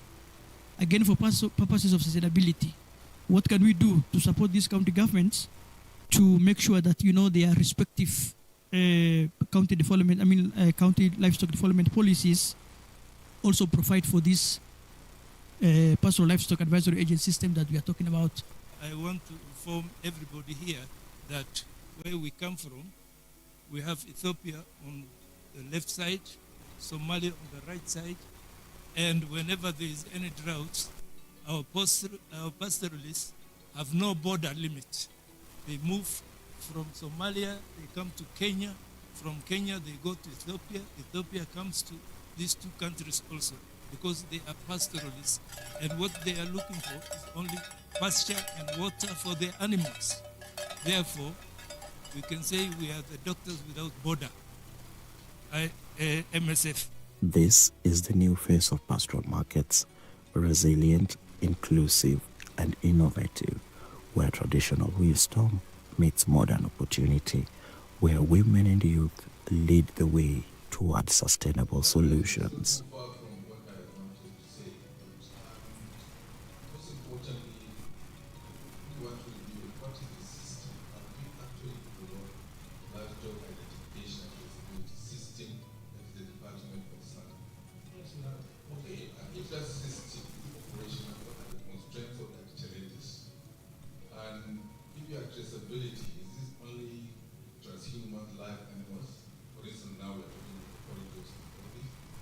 Even the products, and you're taking the meat, which last 247 say, you have to streamline so that we come out with a system of identification and traceability. Particularly in this project, we are looking at more of the transhumans. Then you also have the market. When you talk of markets, also we have trade animals. Sometimes they are different. They are not exactly the same when you talk of transhumans, livestock, and then trade animal like livestock. You have a system for transhumans different from the system for trade animals, or you are developing one system that can capture this. I think it's important to look at it that way. We need a system specific for these projects so that you can have a particular system. Yes, I agree with you, like Sage, livestock 247, have fair experience of it. They have all this coding of their own products. You can trust, if you buy a meat in some of the shops, the labels, you'll be able to trace the source of that animal to either by dietary or wherever it is. I think we need to look at it and narrow it a little to fix it and fit into our group. As we move forward, the platform's focus remains clear, strengthening private sector integration into pastoral markets while preserving the dignity and wisdom of the pastoral communities. This isn't just about the economic development. It's about sustaining a way of life that is endured for centuries. Enhancing enabling policy environment and increased stakeholder engagement for better understanding of the needs of the pastoral communities, and in this day and age of knowledge-driven economy, leveraging on a strengthened data ecosystem for the right fit decision-making grounded on evidence, both rigorous and empirical.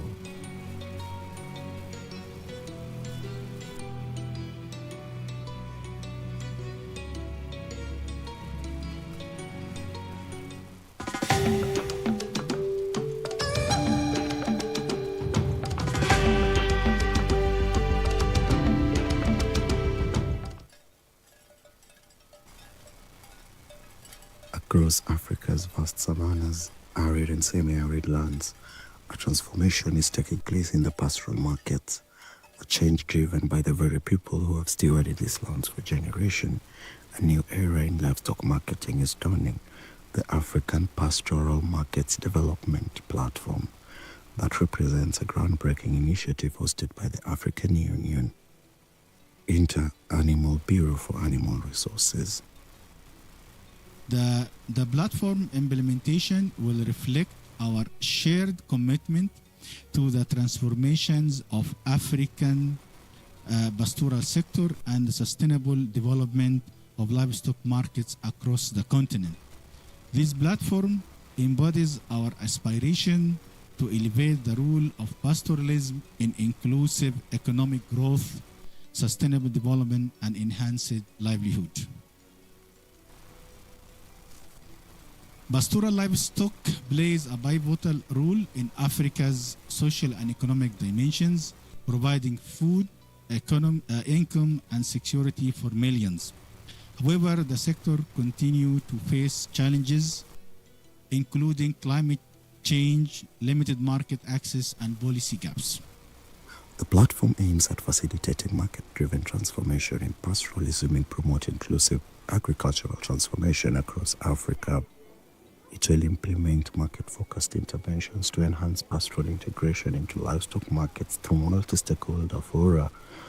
The APMD platform will initially translate priorities action into 2 lighthouse countries, Kenya and Nigeria, and the 6 outreach countries.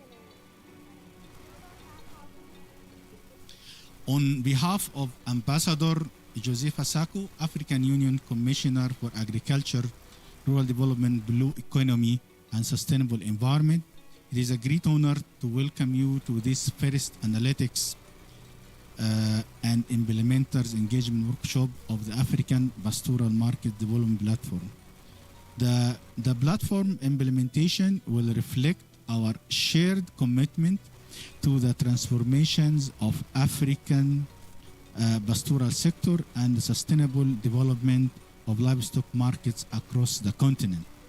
This platform embodies our aspiration to elevate the role of pastoralism in inclusive economic growth, sustainable development, and enhanced livelihood. At its core, APMD builds on 3 fundamental pillars. First, the seamless integration of private sector into livestock marketing, from evidence-based investment models to the development of public-private partnerships in livestock development subsector. Private enterprises are transforming traditional markets, marking a continental approach to harmonizing private sector engagement with the pastoral systems that have been existing for generations now. The process is just the way a project process usually goes. You identify a concept or an idea, you discuss it the way we are conceptualizing here.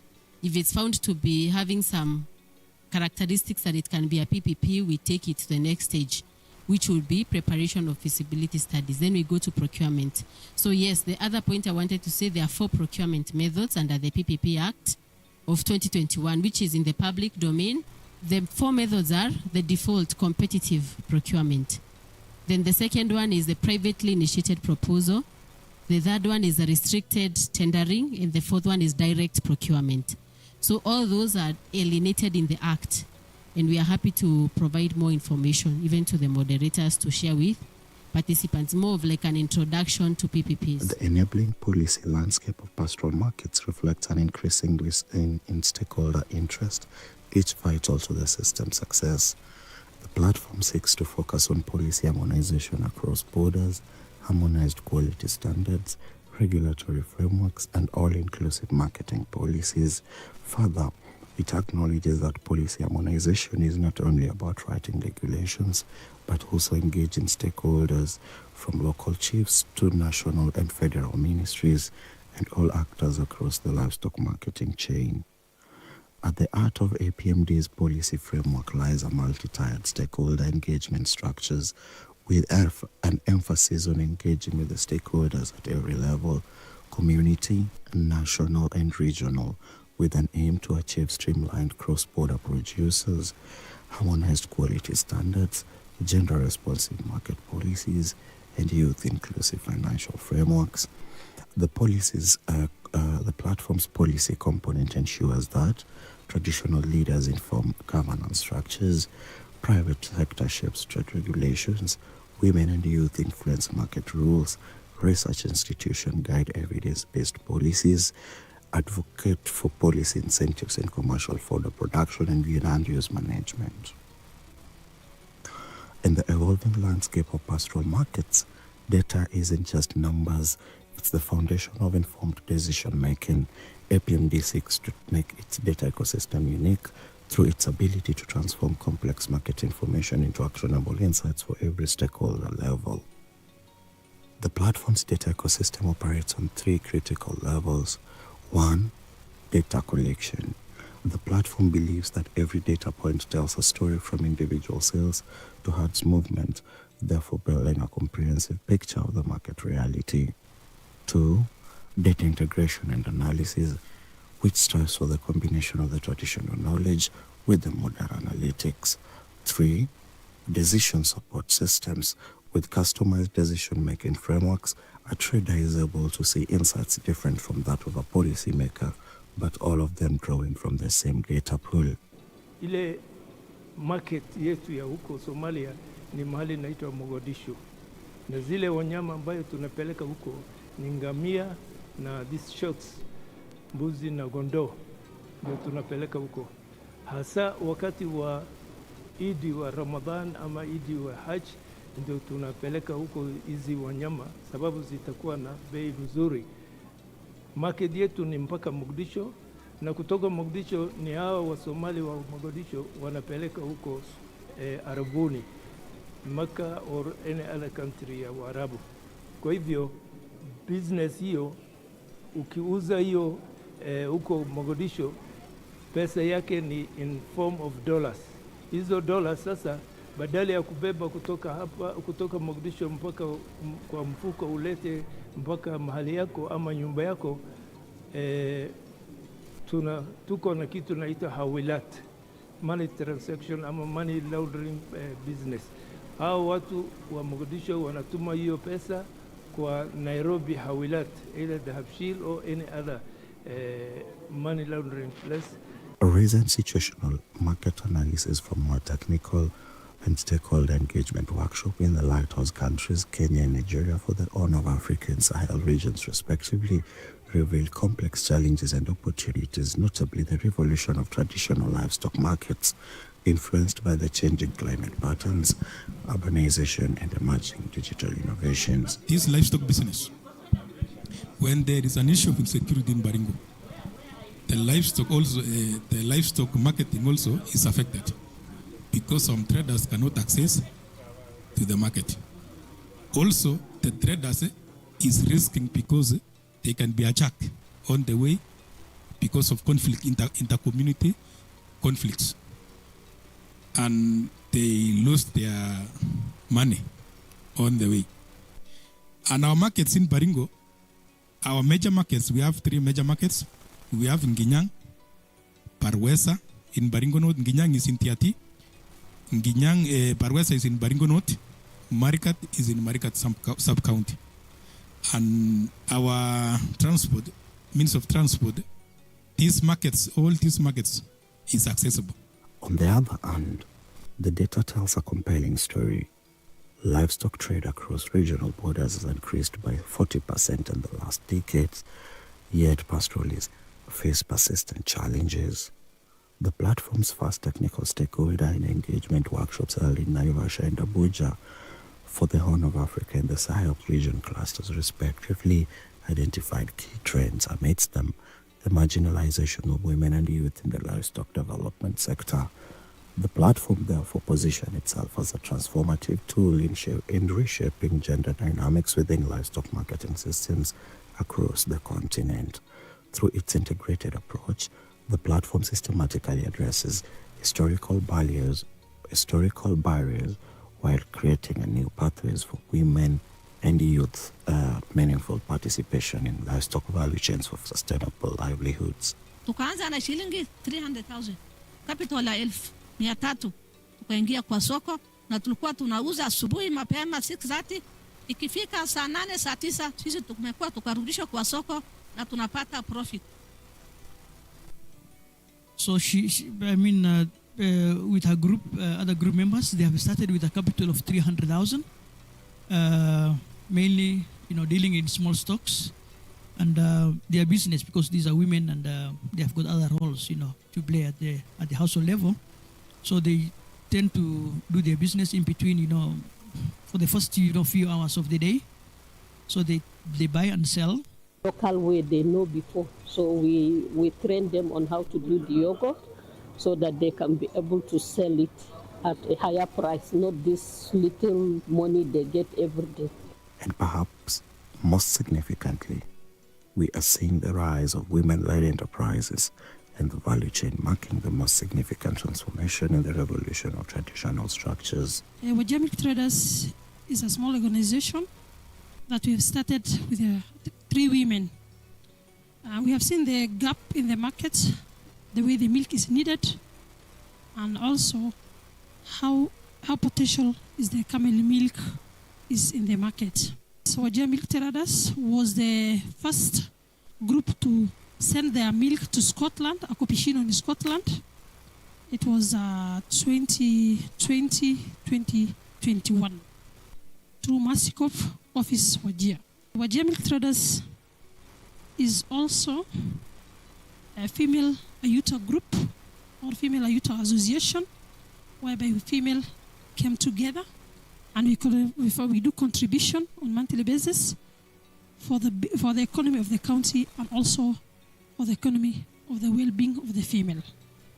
That is how Wajir Milk Traders has came up, and that is where we are today. The project's inception phase has revealed a clear path forward, combining traditional knowledge with modern market tools. Success lies in building bridges between the pastoral communities and emerging opportunities from which traditional knowledge has proved to be invaluable. Again, in the context of sustainability, we are having this discussion at a time when, the counties, especially the pastoral counties of this country, are developing their own county livestock development policies, which I think to a more or less extent are domiciled or are premised on the national livestock policy. Again, for purposes of sustainability, what can we do to support these county governments to make sure that their respective county livestock development policies also provide for this pastoral livestock advisory agency system that we are talking about?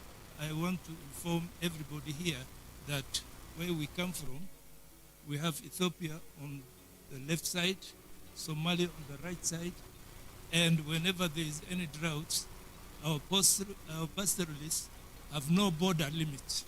They move from Somalia, they come to Kenya. From Kenya, they go to Ethiopia. Ethiopia comes to these 2 countries also, because they are pastoralists. And what they are looking for is only pasture and water for their animals. Therefore, we can say we are the doctors without border, MSF. This is the new face of pastoral markets, resilient, inclusive, and innovative. Hello? Okay. Yeah. Fine. Okay. Hello, everybody. We want to beg for your indulgence a little bit. When you're dealing with principles, you have to be patient a little bit. We are waiting for the representative of the Cabinet Secretary for Agriculture in Kenya to arrive so that we can proceed with the next phase. So please bear with us. We will keep you informed. We are told they are just very close, and so we'll keep you informed as soon as we are set. Yeah, thank you for the understanding.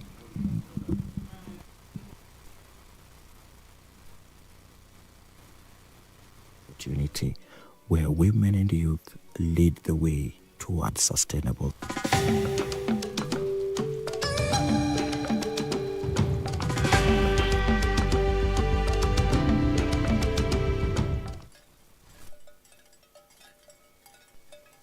Across Africa's vast savannas, arid and semi-arid lands, A transformation is taking place in the pastoral markets, a change driven by the very people who have stewarded these lands for generations. A new era in livestock marketing is dawning, the African Pastoral Markets Development platform that represents a groundbreaking initiative hosted by the African Union Inter-Animal Bureau for Animal Resources.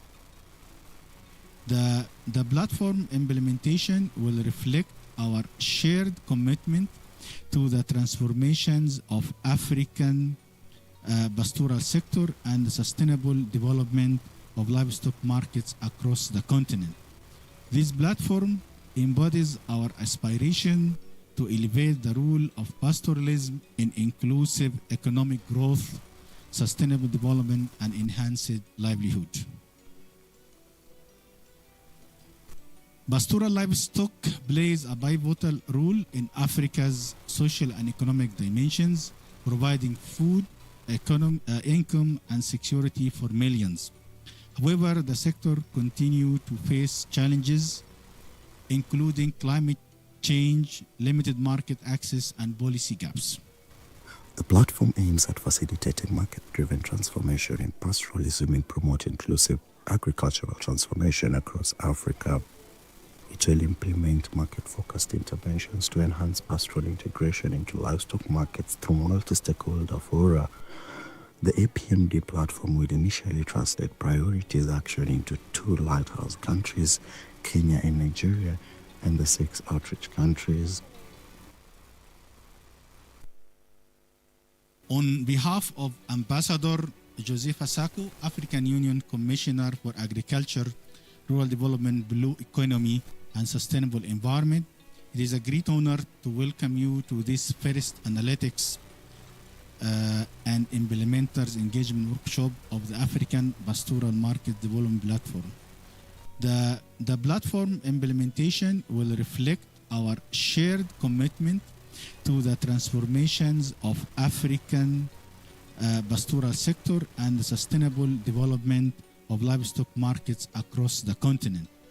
This platform embodies our aspiration to elevate the role of pastoralism in inclusive economic growth, sustainable development, and enhanced livelihood. At its core, APMD builds on 3 fundamental pillars. First, the seamless integration of private sector into livestock marketing, from evidence-based investment models to the development of public-private partnerships in livestock development subsector.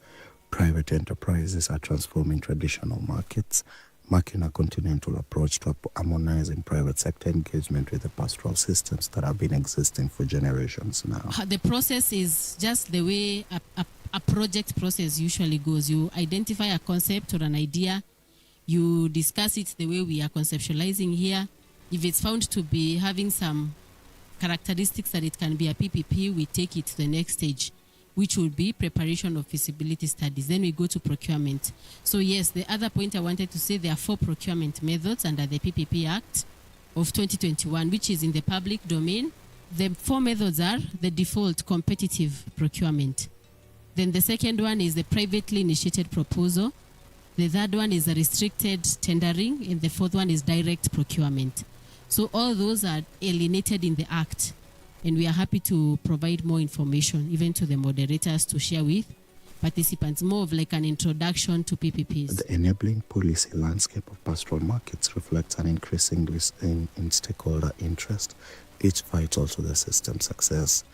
The platform seeks to focus on policy harmonization across borders, harmonized quality standards, regulatory frameworks, and all-inclusive marketing policies.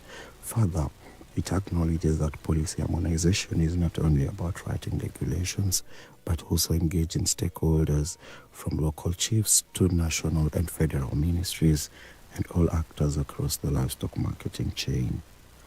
At the heart of APMD's policy framework lies a multi-tiered stakeholder engagement structures with an emphasis on engaging with the stakeholders at every level, community, national and regional, with an aim to achieve streamlined cross-border producers, harmonized quality standards, gender-responsive market policies, and youth-inclusive financial frameworks. The platform's policy component ensures that traditional leaders inform governance structures, private sector shapes trade regulations, women and youth influence market rules, research institutions guide evidence-based policies, advocate for policy incentives in commercial fodder production and land use management. In the evolving landscape of pastoral markets, data isn't just numbers, it's the foundation of informed decision-making. APMD seeks to make its data ecosystem unique through its ability to transform complex market information into actionable insights for every stakeholder level. The platform's data ecosystem operates on 3 critical levels. 1. Data collection.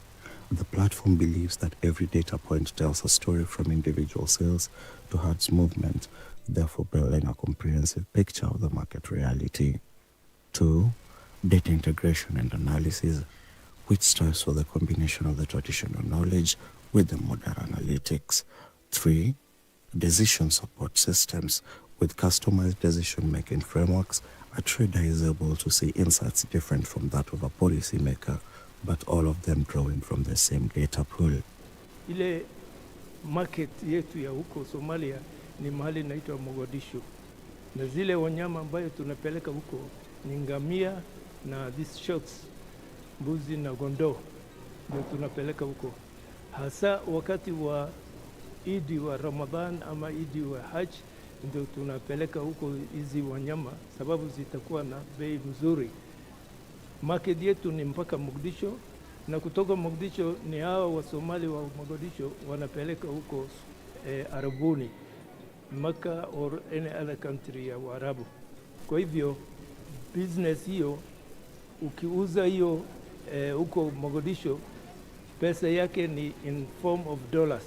Hizo dollars sasa badala ya kubeba kutoka Mogadishu mpaka kwa mfuko ulete mpaka mahali yako ama nyumba yako,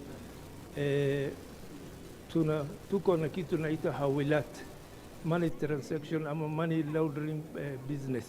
Hao watu wa Mogadishu wanatuma hiyo pesa kwa Nairobi hawilat, either the Hafshil or any other money laundering place.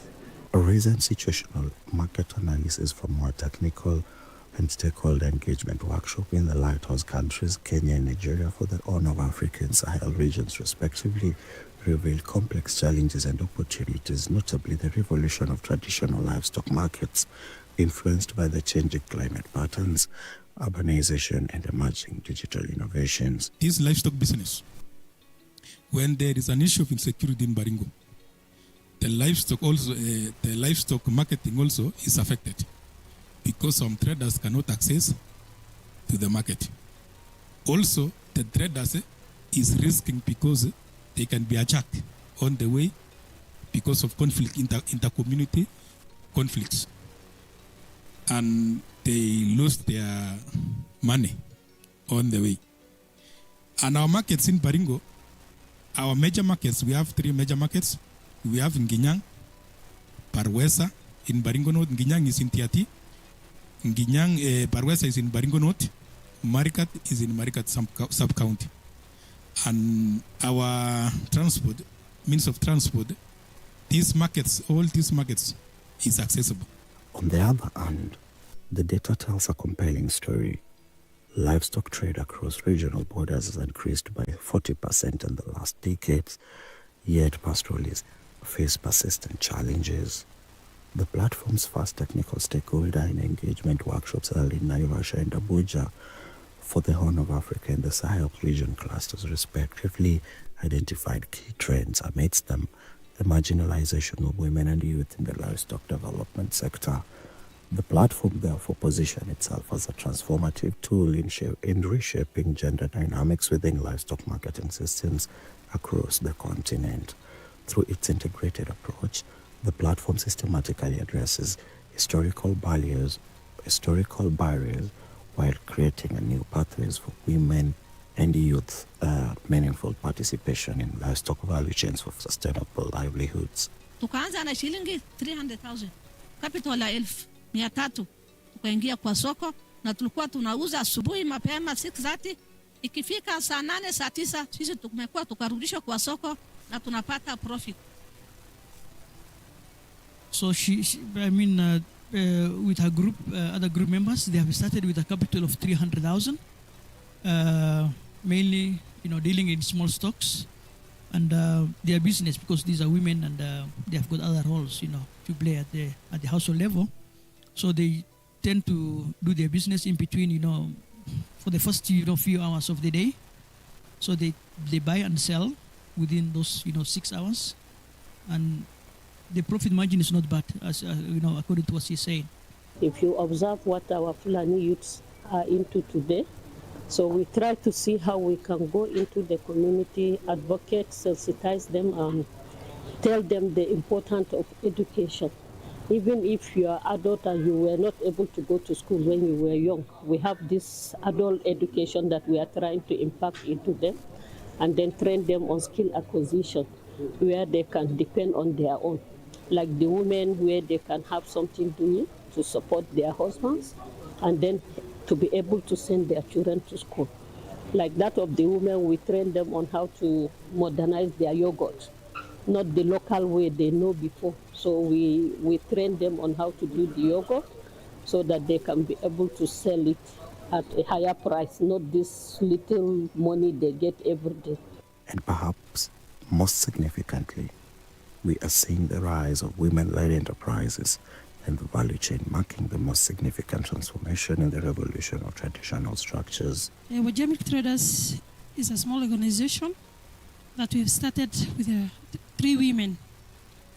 We have seen the gap in the market, the way the milk is needed, and also how potential is the camel milk is in the market. So Wajir Milk Traders was the first group to send their milk to Scotland, a competition in Scotland. It was 2020-2021 through Masikov Office Wajir. Wajir Milk Traders is also a female Ayuta group or female Ayuta association, whereby female came together and we do contribution on monthly basis for the economy of the county and also for the economy of the well-being of the female. That is how Wajir Milk Traders has came up, and that is where we are today. The project's inception phase has revealed a clear path forward, combining traditional knowledge with modern market tools. Success lies in building bridges between the pastoral communities and emerging opportunities from which traditional knowledge has proved to be invaluable. Again, in the context of sustainability, we are having this discussion at a time when, the counties, especially the pastoral counties of this country, are developing their own county livestock development policies, which I think to a more or less extent are domiciled or are premised on the national livestock policy. Again, for purposes of sustainability, what can we do to support these county governments to make sure that their respective county livestock development policies also provide for this pastoral livestock advisory agent system that we are talking about? I want to inform everybody here that where we come from, we have Ethiopia on the left side, Somalia on the right side, and whenever there is any drought, our pastoralists have no border limit. They move from Somalia, they come to Kenya.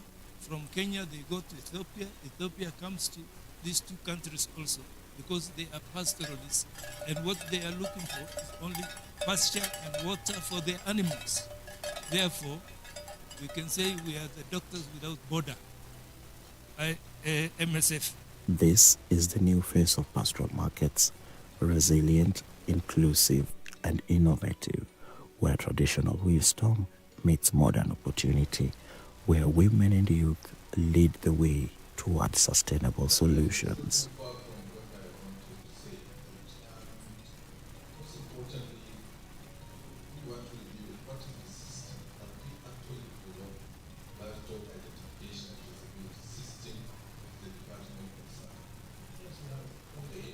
System operational, what are the constraints of the challenges? And traceability, is this only transhuman live animals? For instance, now we are talking about the corridors and all this, or even the products, like we are talking the meat, which that's the 247 is saying. You have to streamline so that we come out with a system of identification and traceability. Particularly in this project, we are looking at more of less the transhumans. Then you also have the market. When you talk of markets, also we have trade animals. Sometimes they are different. They are not exactly the same when you talk of transhumans, livestock, and then trade animal like livestock. You have a system for transhumans different from the system for trade animals, or you are developing one system that can capture this. I think it's important to look at it that way. You need a system specific for these projects so that you can have a particular system. Yes, I agree with you, you look maybe for the body, like you said, like the 247, you have very experience in it. They have all this coding of their own products. You can trust, if you buy a meat in some of the shops, the labels, you'll be able to trace the source of that animal to either my dietary or whatever it is. I think we need to look at it and narrow it a little. To fix it, we fit into our program. As we move forward, the platform's focus remains clear, strengthening private sector integration into pastoral markets while preserving the dignity and wisdom of the pastoral communities. This isn't just about the economic development. It's about sustaining a way of life that is endured for centuries.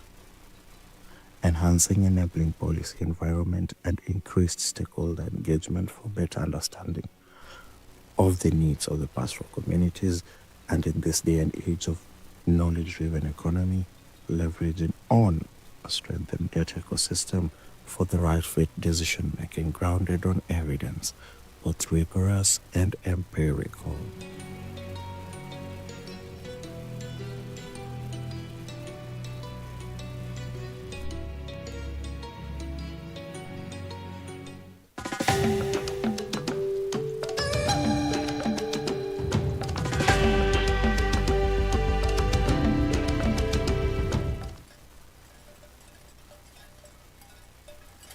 Across Africa's vast savannas are... Hello?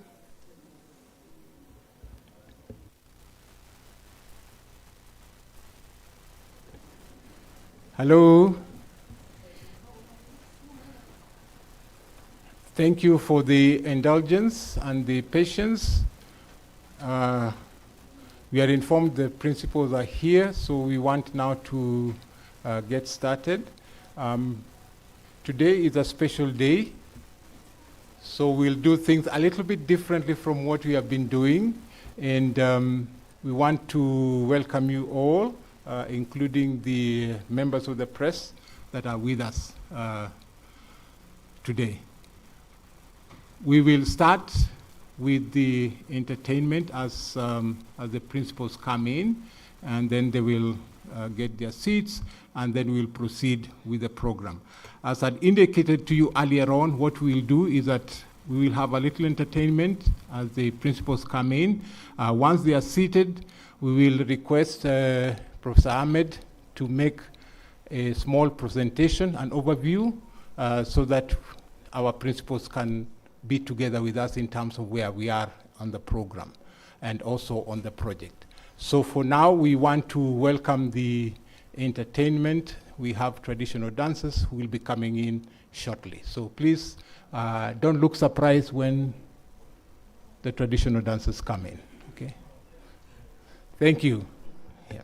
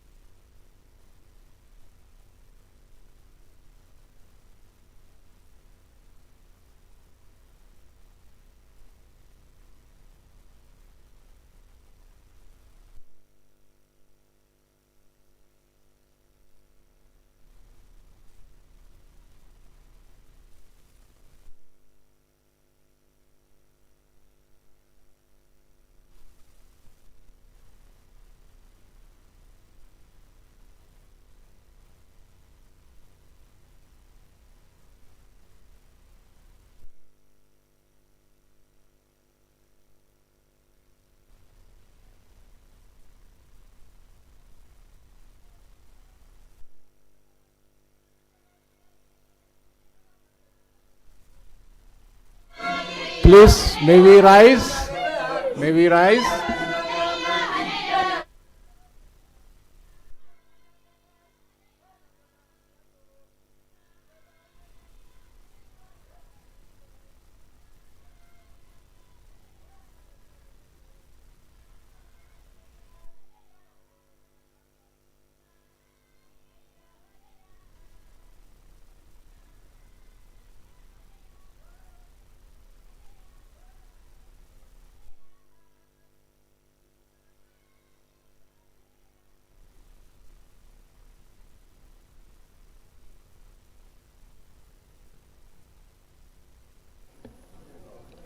Thank you. Please, may we remain standing. May we have the anthem for the African Union?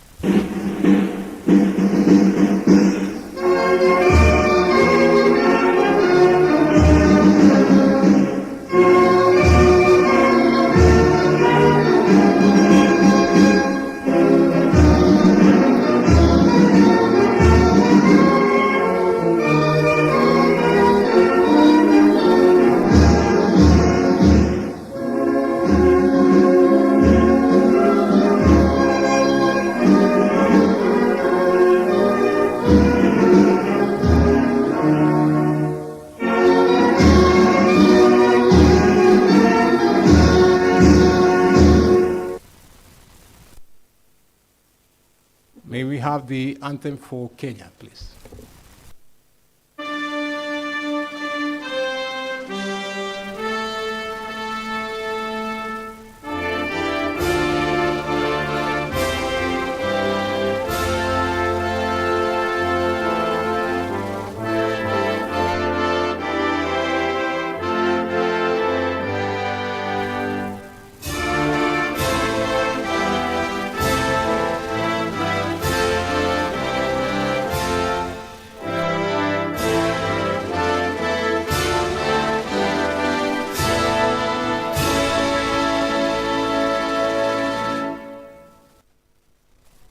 Thank you. You may take your seats.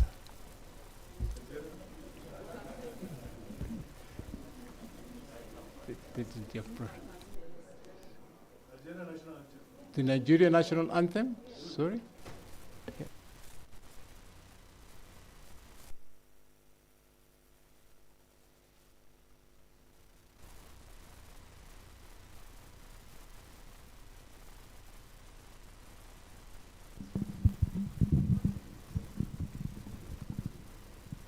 Nigeria,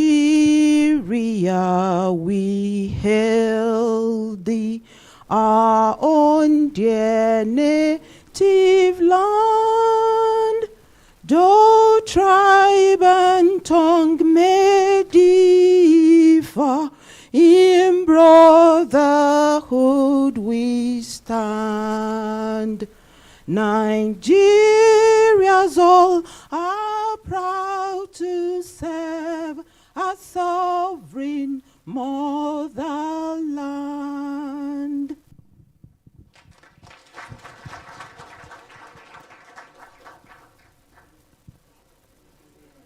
Thank you very much. Thank you very much. And yes, our apologies for that oversight.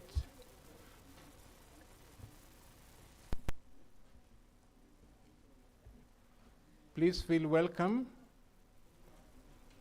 Your Excellency. Your Excellency, Mukhtar Moher from Nigeria, the Minister for Livestock Development,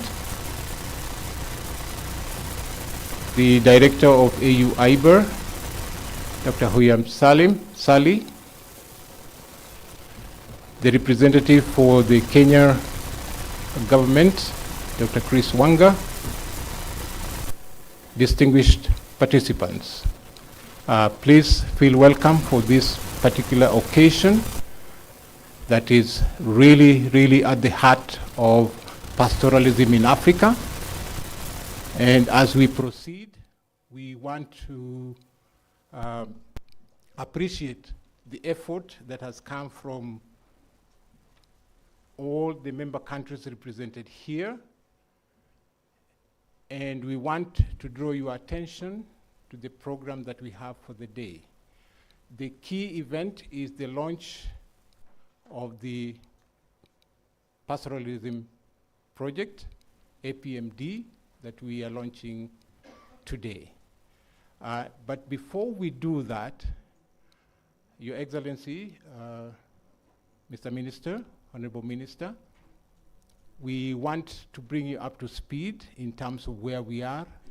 We also want to recognize that you were with us yesterday. We really appreciated your presence as well, and together with Madam Director. We want to put that on record, that you have been with us, and that we have already seen the kind of support that you have demonstrated. As we proceed with this process, I want us to invite Professor Ahmed El-Biltalji just to bring us up to par in terms of where we are with the project. And so I'll invite him to give a brief overview of the project so far. So may I welcome Professor Ahmed El-Biltalji. Please, let's put our hand together for Ahmed.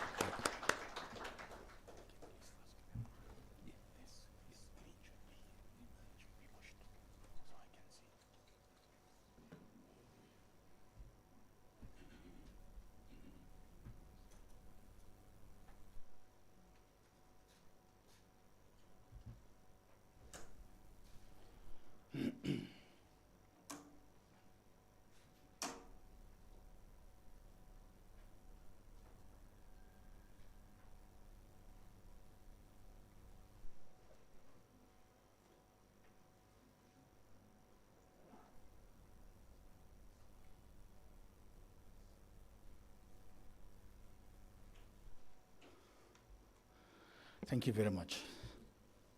Honorable Ministers and Minister representatives, Madam Director, distinguished stock sector challenges and accelerate the market-enabled and adaptive transformation in pastoral sector across Africa.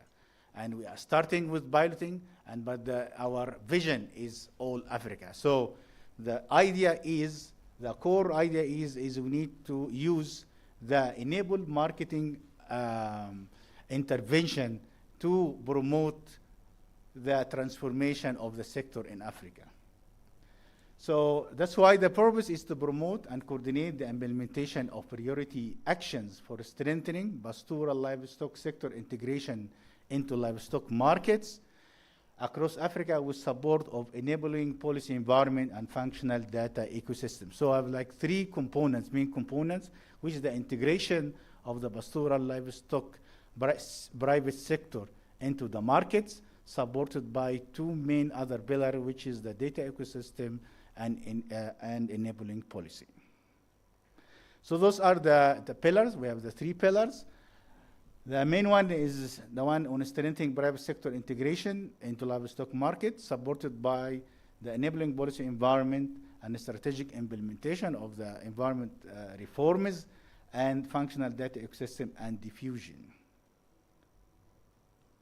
So we are saying the policy is support enabling market. The policy is support enabling market-oriented reforms, because we, after assessment, we know what exactly the needed of policy reform, and we implemented that. And between the data and private sector, we have the leveraging insight for investment, because again, we cannot plan for any investment without clear data. And then the three pillars are integrated together to coordinated impact for thriving pastoral economies. So the rules of the APMD, it has 5 rules. The first one is vision, direction, and strategy setting. You know, so this is like for the blank, the high-level strategy setting, like develop or refine target frameworks related to pastoral livestock, including policy, data, economic models, investment opportunities, and so on. Second is expert authority on pastoral topics, like giving expertise, giving support, technical support. Act as expert resources on pastoral focused topics, like compliance with quality and the trade standards, data management, and so on. Number three, knowledge sharing, knowledge and best practice sharing. This is a main, as we said, because how we lead us without informing, assessing, and inventorizing the success stories and best practice and inform. So we collect, analyze, and disseminate best practice and case stories. Number four is convening, connecting stakeholders. It's very clear that we need to convene different stakeholders along what we call the pastoral livestock market chain. Not only the markets, some people thought we are talking only the market, no, the whole market chain from production to mobilization to slaughterhouse marketing. So this, we convene all the stakeholders. And the last one, elevating pastoral voice representation. So we need also, one of the objectives of the rule of this initiative is to make the voice of the pastoralist heard and be represented in the forum, like political forum, investment forum, marketing forum, either in national level or overseas. So the structure is as you have seen, it has two levels. The upper level of two strata, the Secretariat, which is African Union Inter-African Bureau for Animal Resources, and the implementation actors will be the platform coordination management in the office, plus the partnership forum. Then we have the pillars. We have three pillars, as we said. So we have a policy, private sector, and data ecosystem. And the implementers will be the pillar leads and pillar working groups. We discussed that in yesterday, the composition and the TUR generally for the working groups and the lighthouse countries. And we have the implementer countries, which is the second level. The second level, we have actually two groups, what we call lighthouse countries, the main countries including Kenya and Nigeria, and we have another group of countries we call outreach countries, strategic outreach countries. And I would like to answer the question even before you raise why those lighthouse countries, outreach countries, were the rest of the African countries. So this is a starting point. So we had to start from some point. We cannot target, like 56 countries, so I have to start somewhere. So as you can see from this map, the study started in 32 sub-Saharan African countries with significant pastoral activities, and this has been done even before we start through cooperation between Gates Foundation and BCG and other partners to do this assessment, and we got the assessment data ready actually during the inception phase of the project. This assessment were based on, if you can see the assessment parameters on left middle, assessment parameters, those parameters were used to sort the 32 countries in the sub-Saharan Africa with significant pastoral activity. Those are population dynamics, livestock contribution. I'm talking about the pastoral livestock population dynamics, livestock contribution to the GDP, funding available either national or from donors or, external funding, livestock growth potential, and geopolitical stability, like conflict control and all that. So those are the main, and these are the parameters, and each parameter is composed of parameters, like the population dynamics. You can imagine, it's like 3-4 other sub-parameters anyway. And those are now, we came up with the two initial lighthouse countries, which is Kenya and Nigeria. And also for the strategic outreach countries, we added another dimension to that, which is the having common mobility corridors or pathways with the lighthouse countries. So we have a cluster. So we have now Horn of Africa cluster, which is Kenya, with Ethiopia, Somalia, Tanzania. And we have the Sahel cluster, which is Nigeria, with Benin, Burkina Faso, Cameroon, Chad, and Niger. So this is how we reaches the selection of the implementing countries. Okay, so for the function of the different compartments of the platform is the secretariat will for sure will take care of overall coordination platform activities, including convening of stakeholders. That's what we mentioned, the main role. Coordination of implementation of intervention, we'll talk about that now. Development of target framework, policy, investment, trade, all the needed frameworks. Management of regular communication with key partners, convening, as we said, and monitoring and evaluation the progress against defined outcomes. So this is the secretariat role. Then the other rule for the policy pillar, we'll review, refine policy framework. We will talk about what frameworks also giving a priority now, and the policy instruments, identify, prioritize reforms, and advocate for the implementation and M&E for the progress in this reform. The private sector, which is again our main pillar, will handle, develop case studies and investment frameworks, identify key investment barriers, opportunities, develop and support provision of technical assistance to strengthen and scale up private sector integration, etc. We will talk about some specific activity after a few slides. The data ecosystem pillar will identify and prioritize pastoralist data use cases, identify key gaps and opportunities, support potential sustainable management modalities to fill data gaps and promote better use of data in the decision making and investment processes. IBAR already defined those 3 areas of action, and this has been identified through consultation. As we mentioned yesterday, we had at least, more than 4 stock-taking exercises, including the lighthouse countries and the outreach countries. And we have also the running baseline assessment and other activity. We had our partnership forum, so several levels of consultation have been made to reach to those 3 main areas of actions, which are promote inclusive land use and governance, and improve inputs, particularly fodder and animal health in arid and semi-arid land.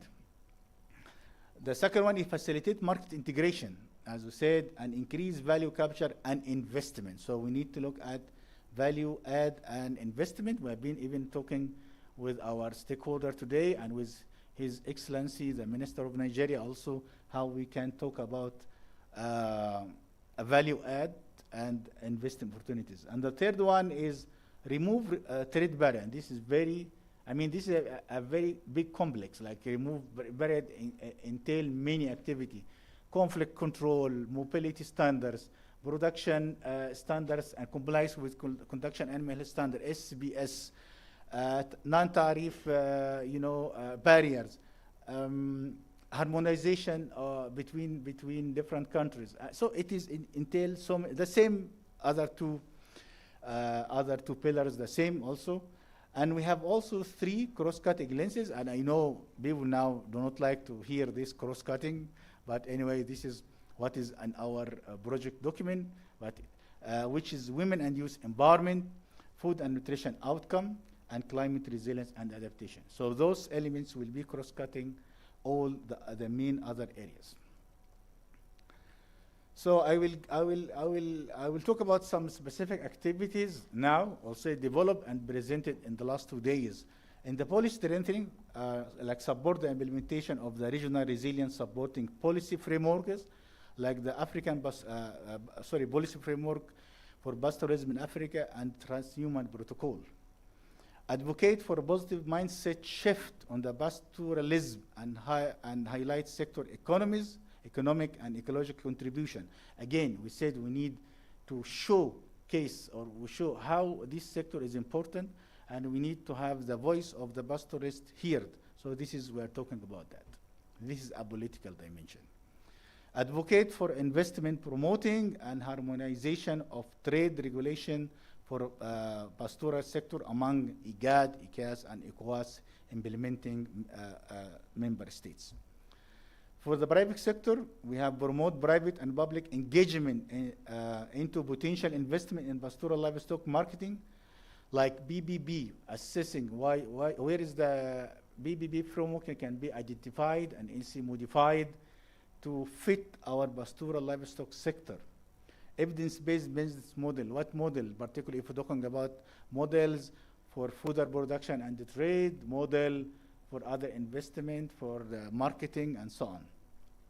Facilitate market integration and access and reduction of trade barriers, as I was saying, like tariff and non-tariff barrier, policy harmonization, promote standards, etc. We just said it.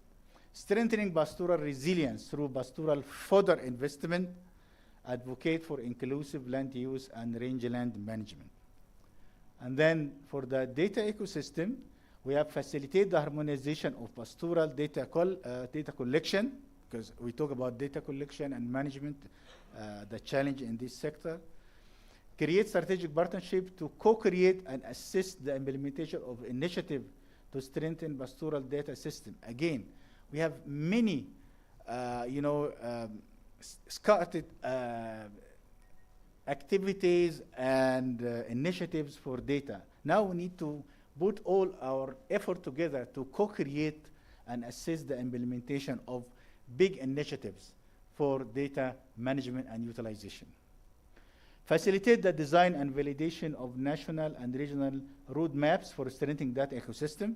So even after the end of this project, this roadmap should be kept, taken care of, and implemented. And we are making sure that the activity of the platform are not ending by the end of the fund. No, we are planning to have a sustainability system for sustainable operationalization. Improve accessibility and usability of functional pastoral-related data system. Okay, those are the implementation phases are 3. Last year, 24, we have the inception phase, and this is can consider the conclusion of the activities in the inception phase. Identification of strategic priority, as you can see, design country lighthouse and technical working groups. We discussed that, we presented that. Intervention implementation plan, engagement of key stakeholders and implementers. 25-26, we have the operationalization, the starting of the implementation of the platform, launch and evaluation platform secretariat, pillar working groups, implementation of key priorities action, and so on to put the platform in action. Then the last 2 years, assessment and scale-up phase. This, after 2 years, we need to assess where we are, if we need to make any modification, any change in the modalities, including new countries and so on. So this is where we are doing that. Like review of lesson learned from phase 2, adjust modification of operation model, overall platform design, and implementation, priority action, and scale up. And the budget. So the total budget is like almost 5.3 million. IBAR contribution is 353.1 million, and the rest are like that. Most of the budget are going to operation and implementation with almost 4 million, 3.98. The governance, like our steering committee, technical committee, this our inception and all that, 458.6 million. Administration and overhead 343.3. Knowledge management 60,000, and project evaluation like interim, final evaluation, and the midterm assessment is 89. So you can see most of the budget are going not to the administrative or they're going to the implementation and operation. Then we need now your inputs on this, like securing success. How we secure success? What is the mutual expectation from each other? Like this is our proposal. Like we think that the member states' expectation is African Union technical expertise and strategic coordination and supporting implementation and so on, M&E, that we think that's what you are waiting from us to do. What now we are expecting from you? We are expecting all the support, like member state policy commitment. We need to do assessment, reform, advocacy, so we need what we agree on is we need commitment from member state to implement. Prioritizing data ecosystem support. This is the biggest challenge in all Africa, not only in the livestock sector. So we need full commitment from all the member states on the data ecosystem support. And again, sustainability of rationalization. We will do that together. We will identify how we sustain, how we implement and sustain that. Securing cross-border livestock trade. So we don't need the pastoral sector to be ignored or neglected, or we need to focus together on solving the problem of cross-cutting livestock mobility, harmonization of trade standards, and so on. Compliance with trade standard and condition. Maybe also the member state have more expectation. We'll be happy to hear that. Mutual interest, private sector engagement and investment on public goods. So this is one of the big key words, private sector engagement. This is to guarantee sustainability. And investment, because without investment and revenues, this is again the key word for any sustainability. Pastoralist integration to the market. Again, this is the engine pulling the whole train. Marketing, revenues, that means the pastoralists are ready to put all the inputs and do all efforts and comply with standard and everything. Ahmed, please wait, because this is my last one. I would like the team to introduce themselves. Okay, I will finish here. Thank you very much. But before I finish, I would like to invite my team to come here and introduce themselves. All the team, Ahmed, Mohammed, Eric, Sally. Let me tell you, I mean, this is not only the project team. All IBAR are the project team. We are all have been working together. And maybe all the team, even we had cycle of consultation, supporting each other. So it's not only that, I'm just presenting the core team, but I'm telling you, all IBAR, starting from the director till everybody else, we are the APMD team. Ahmed, Mohammed, Sally, can you please, Eric, can you please come here? So introduce yourselves for the...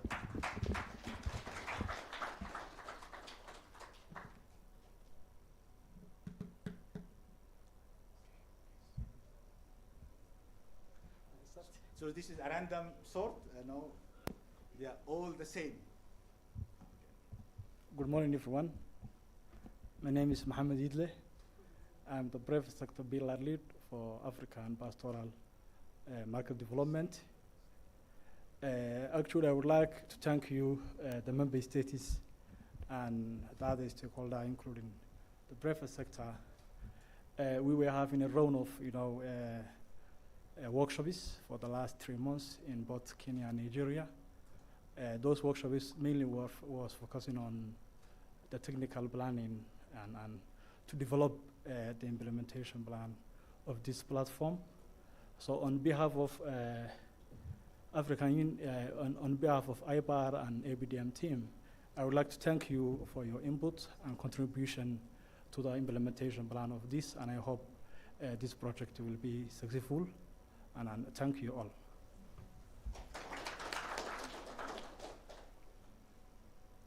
Good morning, everybody. My name is Eric Alela. I'm the project knowledge management expert, and sincere gratitude and appreciation to the stakeholders and during the inception phase. It would not be in our position to be here without your invaluable insights and the help that we found. Looking forward to a beautiful journey as we implement and launch this particular platform. Thank you.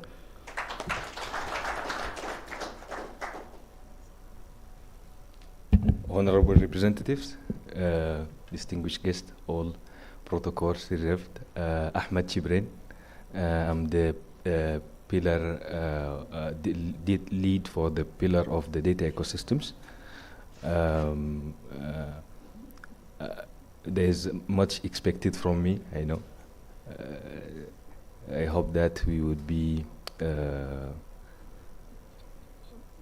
giving you very different and impactful project and deliver something that sustains for as long as possible for the prosperity of our people. Thank you.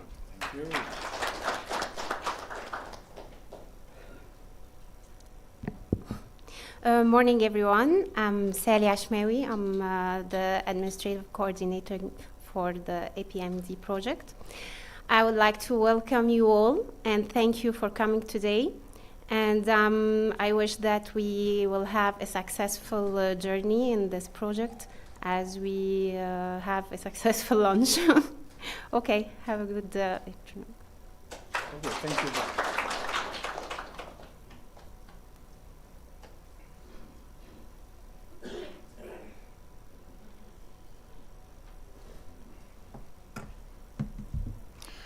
Thank you for that presentation, especially the overview.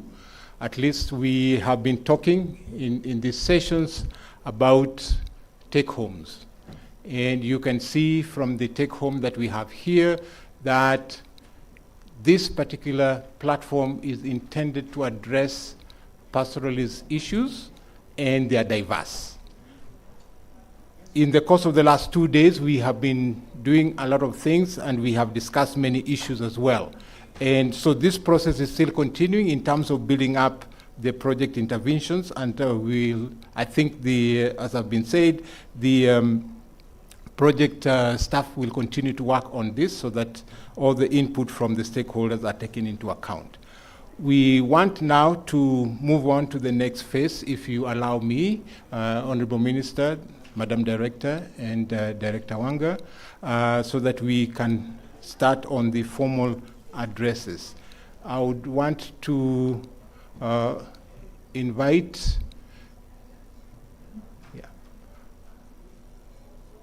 there's still some little consultation here, but that's okay. Yeah.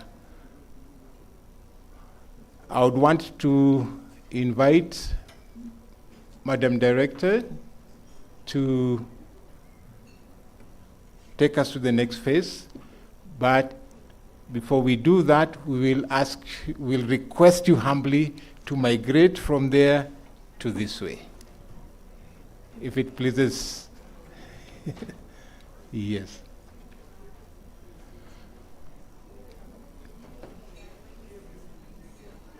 Yeah.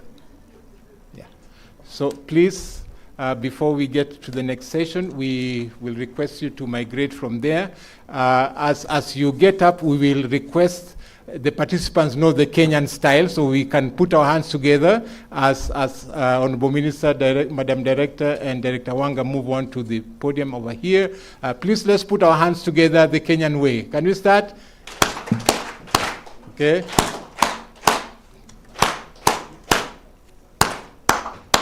Not yet. Can we continue? Until they reach the podium over here.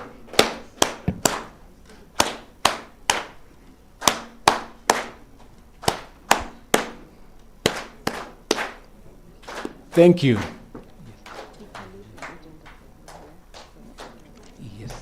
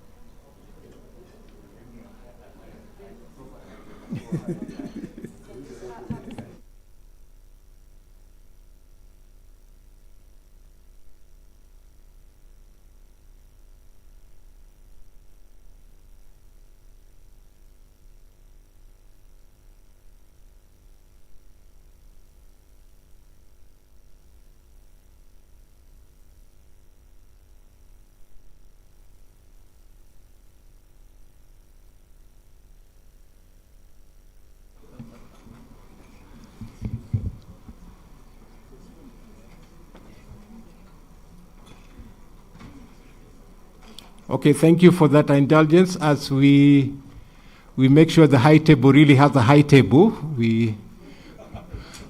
it's been a bit hectic. So now we have a befitting high table, so we can proceed with the process now. So we want to do the move to the formal opening now, formal celebration. And for that particular purpose, I want to invite Madam Director for AU IBAR, Dr. Huyam Sali, to make her remarks, and then welcome the next speaker. Thank you.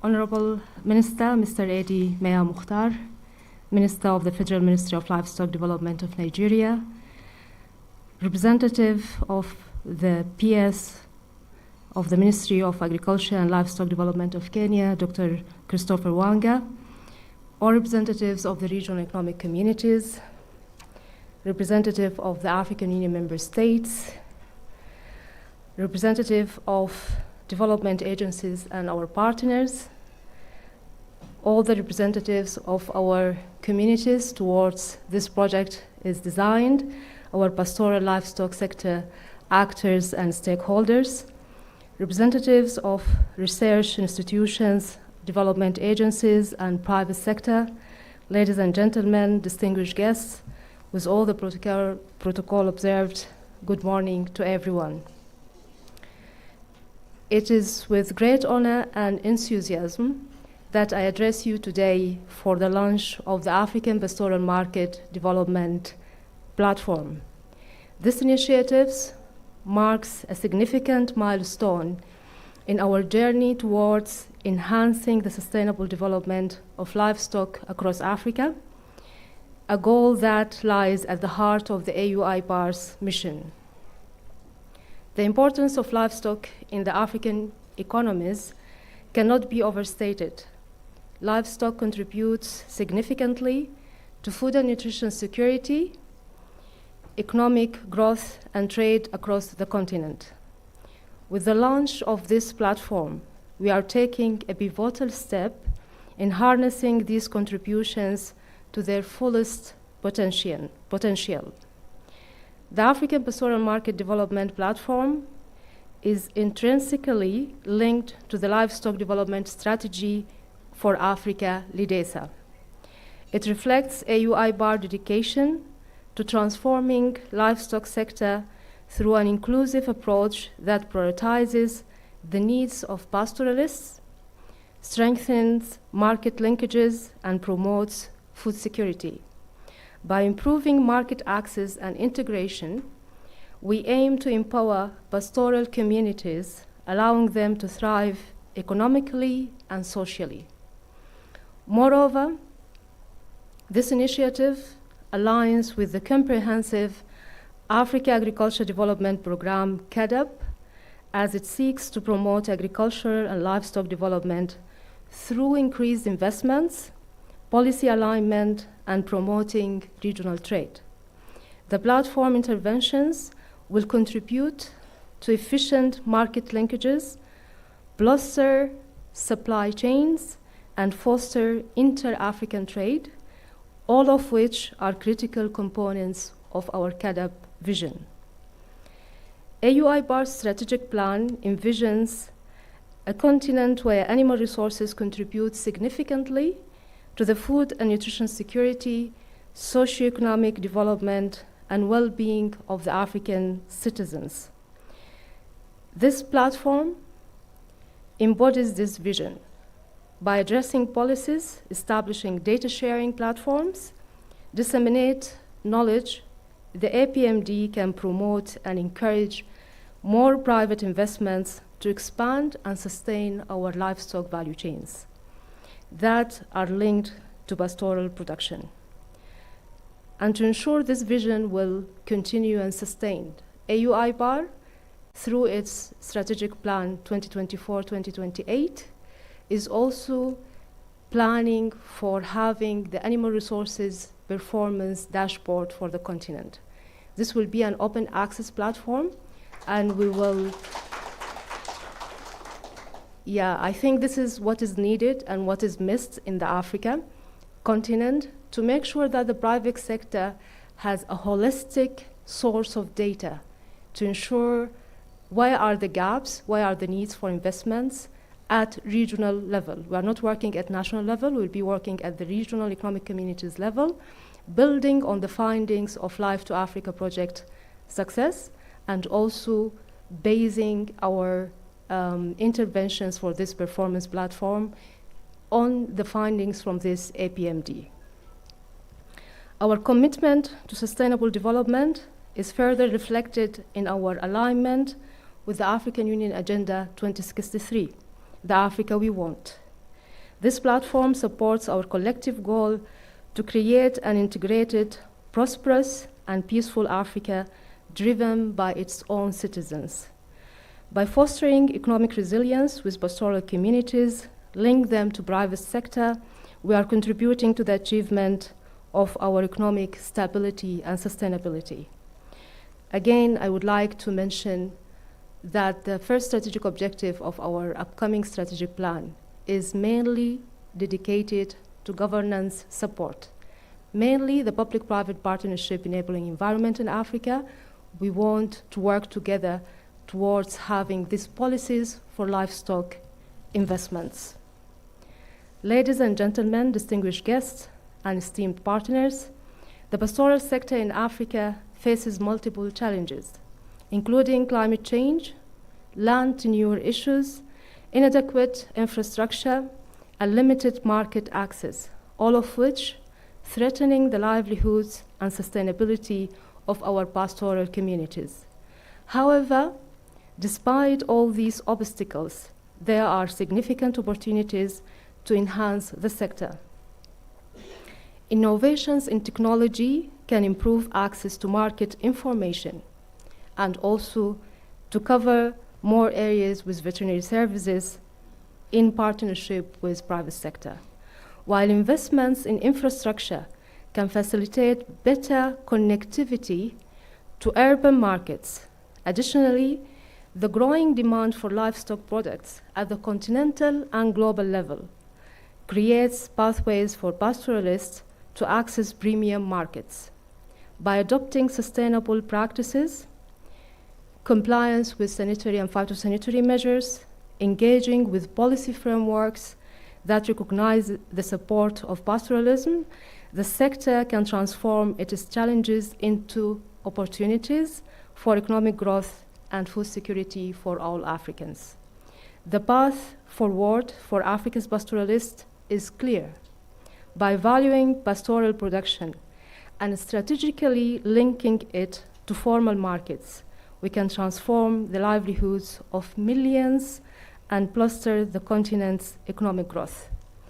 Embracing a comprehensive approach that includes attracting private sector investments for infrastructure development, policy support, education and extension, technological integration, and sustainable practices are essential.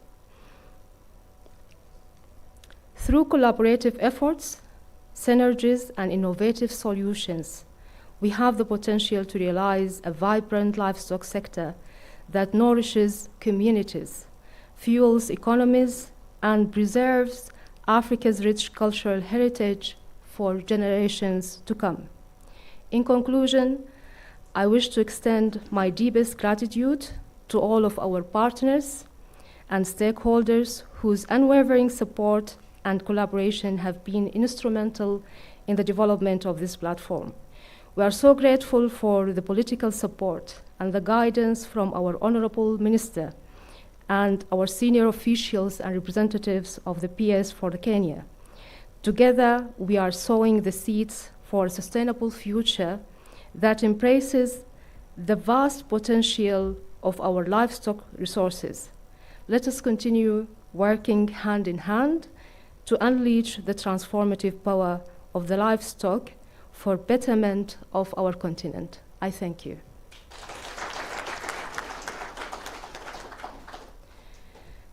So, with these opening remarks, I would like to invite the representative of the PS of Kenya Dr. Christopher Wange to provide his official remarks for this launch.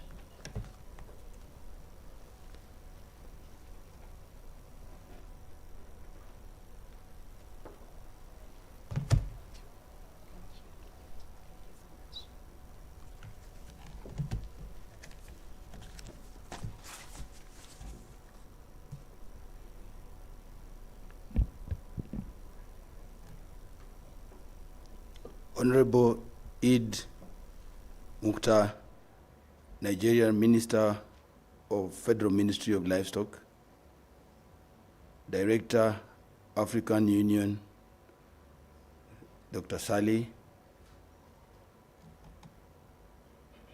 representatives of the various regional economic blocks in the room, delegations from the respective countries, our experts, distinguished participants, good afternoon.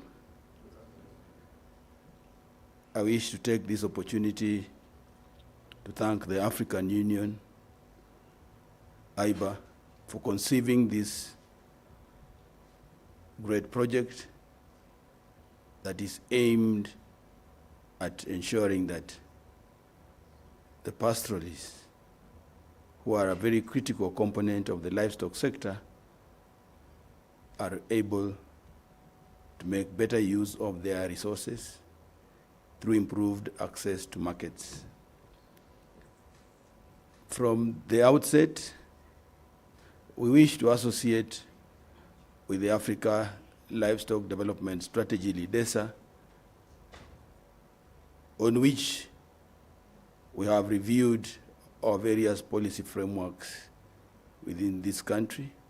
Specifically for this sector, we have 4 very transformative policy initiatives.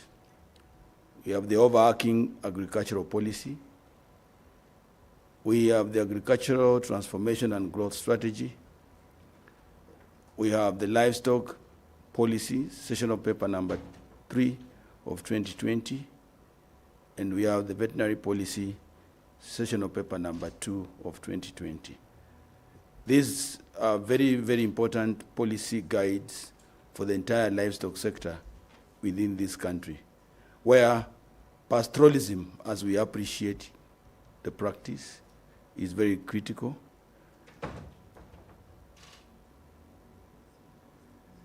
We can put it at 70%, 80%, 50%.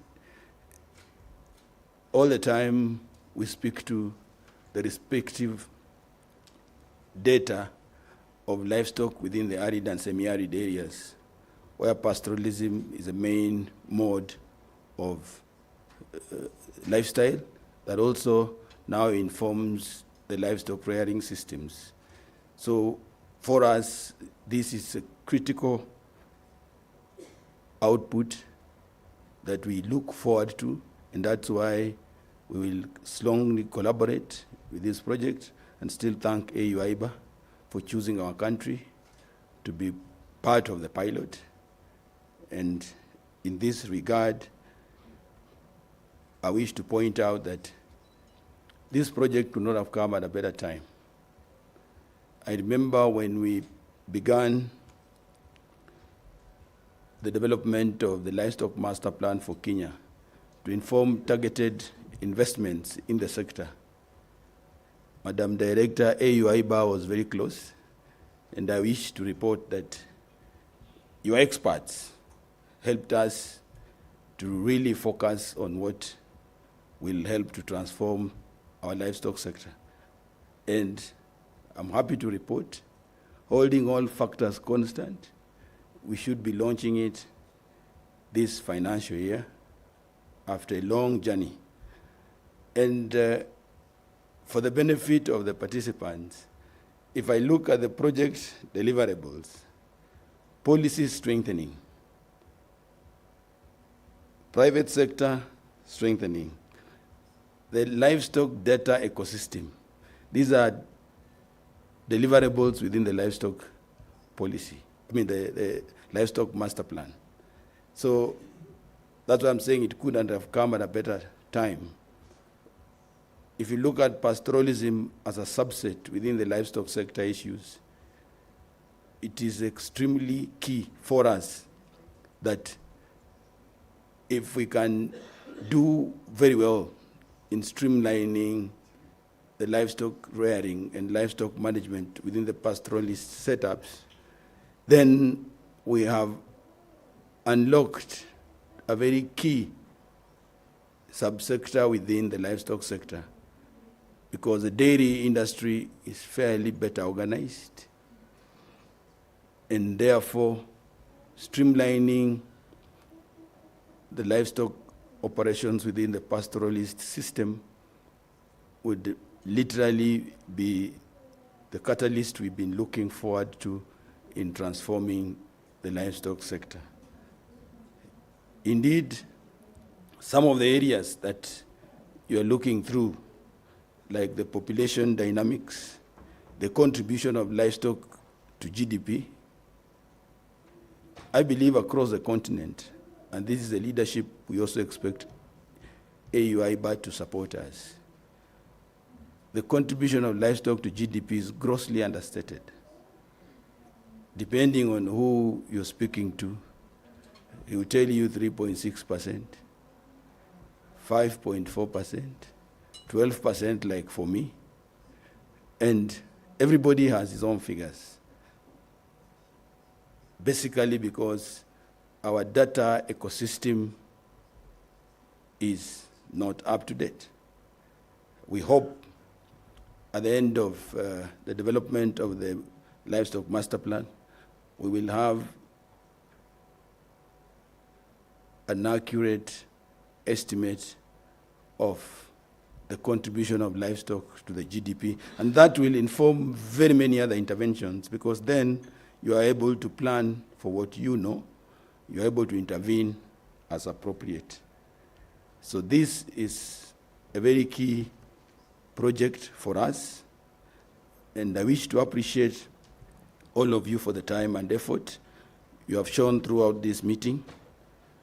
And as we launch the platform, we want to confirm that the African people are now taking livestock seriously. And remember, livestock is our critical resource. So if we can transform it through the leadership of AU-IBAR, then definitely we are sure the continent will be on the move. And for the benefit of those probably not in government, if you follow the trends of relief distribution, relief food distribution, it's normally, if you overlay the maps, the regions that are the biggest beneficiaries of relief food are in the arid and semi-arid. And the biggest economic activity there is livestock rearing, which is done through the transhumance that characterizes pastoralism. So by fixing the economic challenges bedeviling pastoralism, and especially the livestock rearing, we are saving a huge budget in terms of relief. So this African Pastoral Markets Development Workshop is very, very important to us, and we look forward to implementing part, or if not all, the resolutions that you have come up with. We wish to appreciate the platform and design of the transformative interventions, because listening to Professor present, if we implement the project well, I want to say that we will deliver this promise. I only invite you to try as much as possible in both countries to integrate. Let's not run parallel data initiatives. Let's not run parallel policy reforms. Let's integrate And those synergies will really be of use in terms of delivering what we want to deliver. Again, one area that requires very serious reform, a lot of our pastoralist areas, the arid and semi-arid areas, are livestock feed insecure. And therefore, this is something that as we address the private sector engagement within the livestock space, remember private sector does not do charity. So if we don't make it attractive for them to come in and invest, then we will continue with our challenges. So one of the critical areas that we want to applaud the project, your focus on strengthening private sector involvement. It's a key cog in the wheel of sustainability, because then once you see private sector persisting, then you know there are returns on investment. Private sector will not waste its time where there are no returns on investment. So we endeavor through our policy implementation to ensure that we are able to provide for these needs of the private sector. So as we walk through this preparatory stage, which is coming to an end today with the launch, the implementation should be very clear that if we focus on those three deliverables along those lenses, I think this is a game changer for the sector. Colleagues, on behalf of the ministry, and specifically the State Department for Livestock, we wish to reiterate our commitment in terms of support to the project, and especially its three areas on strengthening the data ecosystem, supporting cross-border trade, compliance with trade standards and conditions, and also integrating pastoralism. And hasten to add, as we address the issues pertaining the pastoralist markets, it is important that we may not separate them from the entire sectoral focus on livestock markets. So as you wear this lens on pastoralism, please let us integrate, because the market for the products from pastoralism are basically not within the pastoralist setup. For example, where we are, Nairobi, is the biggest consumer for livestock products.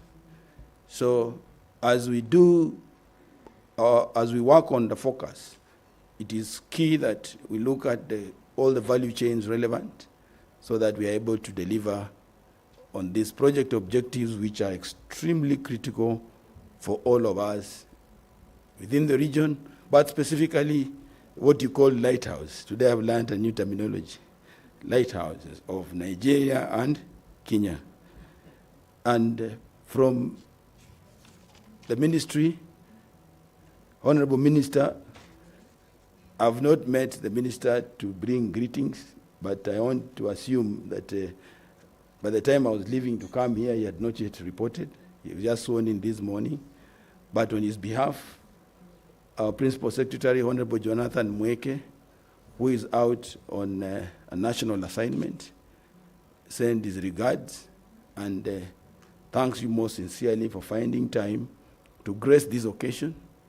And we hope that the collaboration through AU IBAR and directly with the Nigerian government will continue so that we can be able to support this livestock sector to prosper to the highest levels. With those remarks, I wish to thank the conveners of this workshop, the project leader, and last but not least, our indefatigable Director, African Union, IBAR, and wish that as we implement this time round, we'll be able to get very, very tangible outputs to help us to transform the livestock sector through the interventions on the pastoralism market the African Pastoral Market Development Platform. Thank you very much.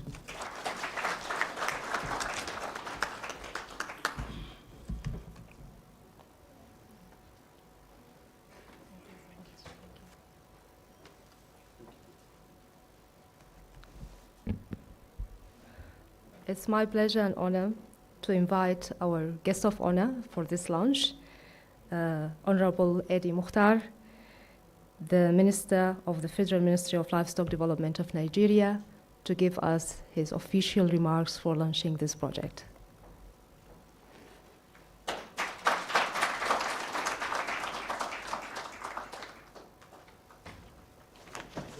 Thank you. I'm still agile. Thank you. Yes.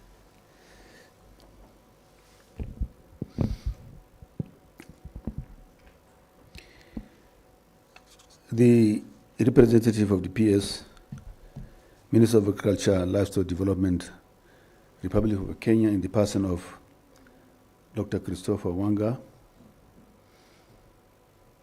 And through you, let me congratulate the ministry and the good people of Kenya for finding an able leadership in the person of the ministers who have been sworn in this morning.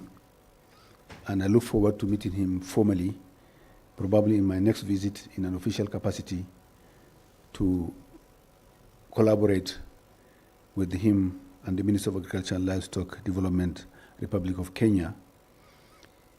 Our amiable, indefatigable, and perspicacious director, my sister Huyam,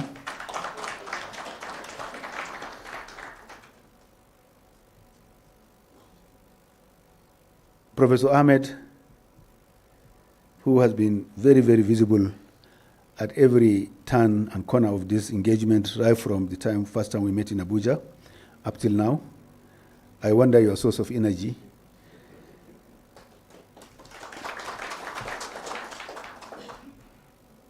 Development partners who are very good friends in this journey. Representatives of economic blocs coming from Africa under the AU. Distinguished participants who I have seen from the time I arrived here the high level of energy, intellectual combativeness, the brain power they have brought to bear on this program. Ladies and gentlemen, it's a pleasure to be here at the official launch of this initiative under AU IBAR. I am most delighted to join you today at the official launching of the African Pastoral Livestock Market Development, APMD, platform organized by the African Union Inter-African Bureau for Animal Resources, hosted here in the beautiful city of Nairobi by the good government of Kenya and the good people of the Republic of Kenya. I understand that the project being launched here today is a 4-year development intervention funded by the Bill and Melinda Gates Foundation, targeting 8 African countries to foster inclusive, market-driven, and adaptive transformations in the pastoral communities. This ambitious project aligns very well, and in fact organically, with the current focus of the government of the Federal Republic of Nigeria, committed to the transformation of the livestock industry to contribute towards the attainment of food and nutrition security in the country and across the African continent. Recently, the President of the Federal Republic of Nigeria, Asiwaju Bola Ahmed Tinubu, GCFR, created the Federal Ministry of Livestock Development in the country to lead and coordinate diverse actors at the national, regional, and international levels to scale up reforms and stimulate investments in the livestock sector. It is the youngest ministry under AU. I am pleased with the launch of the APMD project here today, where Nigeria and Kenya are the lighthouses in the Sahel and Horn of Africa, respectively, and 6 other countries as outreach centers. And the choice of Nigeria and Kenya are not just coincidental, because in each of the locations, geopolitical locations, they are the economic biceps of Africa. And if any project should succeed in Nigeria and Kenya under the AU banner, it would have succeeded in Africa. So I congratulate these countries for being chosen as lighthouses. The project objectives of supporting policy development, private sector integration in the pastoral markets, improving database systems, empowering women and youth, supporting food and nutrition security in pastoral communities, as well as strengthening resilience and adaptation to climatic vulnerabilities are appropriate and commendable. Judging from these lofty objectives, the successful implementation of the APMD project will contribute to national economic development and attainment of food and nutrition security in the continent. Indeed, the pastoral communities throughout Africa are facing daunting challenges, and therefore addressing these problems is the responsibility of governments working in synergy with stakeholders at all levels. It is in this light that I invite regional and international development partners, regional institutions, private sector investors, and professional organizations to collaborate and support Nigeria in the development of the livestock sector. The ministry is committed to transforming the livestock sector from its current subsistence level into a thriving, vibrant, commercialized industry, providing jobs and sustainable livelihoods in an environment where pastoralists, farmers, and other stakeholders coexist peacefully and have access to essential production infrastructure, services, innovative technologies, and functional and efficient markets. And here, yesterday, I was just talking to the director and Professor Ahmed about our plans for establishing communal ranches. We have about 417 of them, totaling almost about 5 million hectares of land. This progressively we want to turn into vibrant economic hubs to resettle the pastoralists, as well as create a lot of economic activities and formal markets. We've also started taking inventory of the international cattle corridors in the country coming from our neighboring countries. We are counting these ones, and we want to work along with the state governments in Nigeria to ensure that each cattle corridor has got sufficient resting points, watering points, and creating regional markets, so that as this animal come in here, including veterinary clinics, etc., they come in a very good body condition, creating some regional markets along that line before they get to the bigger market within the hinterland. So these are some of the things we have identified, and we do believe that this will go a long way into not only modernizing the market, but as well as also mounting surveillance posts to control cross-boundary diseases. I have studied the project documents and noted with keen interest the motto of the project, which is empowering pastoral markets, transforming livelihoods for a resilient Africa. I assure AU IBAR, the African Union, and indeed all actors and stakeholders at the national, regional, international levels of the support and cooperation of the federal government of Nigeria in the implementation of the project. My presence here and the presence of other Nigerians here who have come in a very strong force is a clear demonstration of our commitment. The relevant departments of the Ministry of Livestock Development in Nigeria will provide the necessary institutional and technical facilitation, while also mobilizing other relevant ministries in the West African sub-region and the outward countries within the Sahel cluster that are participating in the project to ensure attainment of our set objectives. Finally, I wish to extend my appreciation to the Director of AU IBAR and the government and good people of the Republic of Kenya for the warm reception accorded to me and my team as we arrived here. I also appreciate the organizers for hosting us and congratulate the project for the achievements made so far. I look forward to continuous partnership and cooperation at the regional and continental levels as we work together to attain food and security in our country, in our continent. Yesterday, I had again the rare opportunity of visiting the Kenya Dairy Board at a very, very short notice, and we're very much grateful for this. The management, under the able leadership of Madam Margaret, assembled her team. We have very interactive, good interactive session, and with the promise that we identified areas of collaboration, because the Kenyan livestock sector is ahead of the Nigerian livestock sector. We do believe that there are a lot of areas of collaboration where we can also learn some few lessons. We are just being created as a Ministry of Livestock Development in Nigeria, but I tell you, we are coming with usual Nigerian aggressiveness. We are going to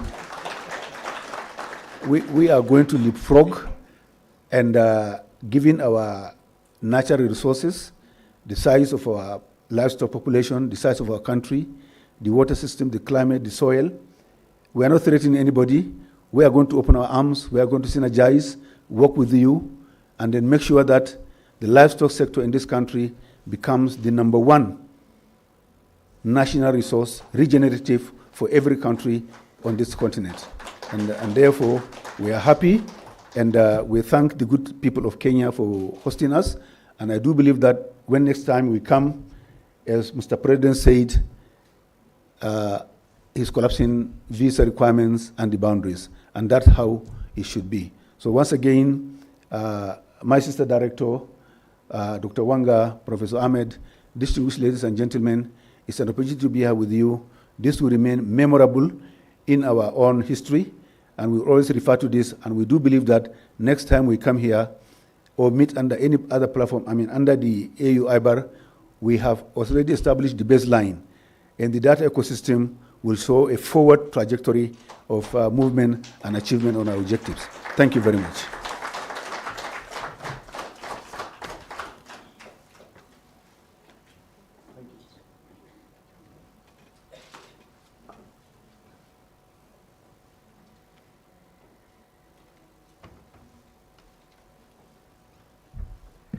Thank you so much. And I think after Honorable Minister, there is no one needs to speak anything. I'm just waiting for the guidance of the team on the next step to do the celebration for launching the project.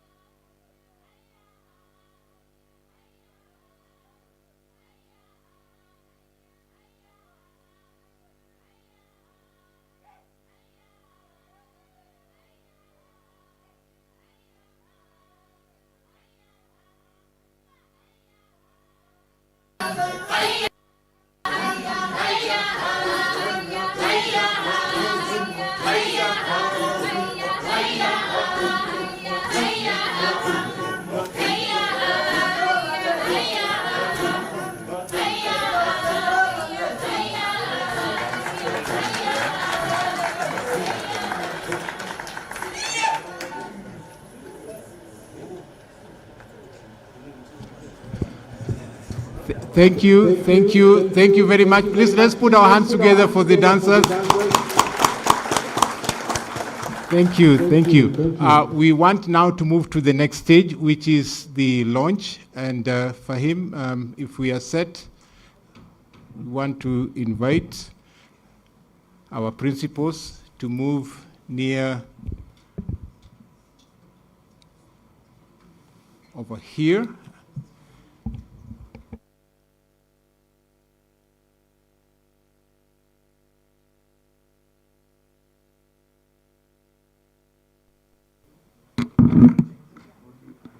So that we can unveil the setup that we have to officially launch. So we will unveil the project itself, and then we will move on to cutting the cake. So we invite our principals to be close by so that we can unveil. I will want to caution you a little bit. There are some noises that are going to be made, so please, this is a day of celebration, so we need to be happy. A little bit of noise is welcome. So Fahim, could you guide that process so that we can now unveil the platform? Okay, as the pictures are being taken. Yes. Right. The Rex representative near here. Yes. Where's Mohammed? Exporter. Yeah. IGAD.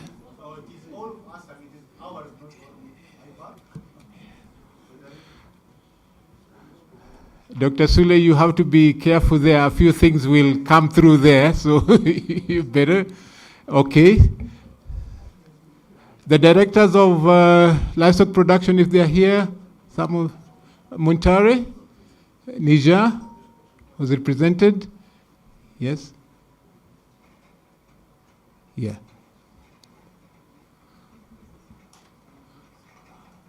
Okay. I think we are set now. Yes. Dr. Mamu, just be careful there. Something is going to come through there, so you better give your back. So please, now we want to go to the next stage. Sally and Fahim, would you lead that process so that the project is unveiled? Yes. Please, let's put our hands together as the project is being unveiled. Okay. Right. Thank you very much. Okay. Thank you very much. Yes. We were cautioning you behind there so that... Thank you for that. Yes, you can see the project has been unveiled now. There are symbols there that the project will be fruitful. I hope as fruitful as the many indications we have over there. So we want to thank you very much for that process.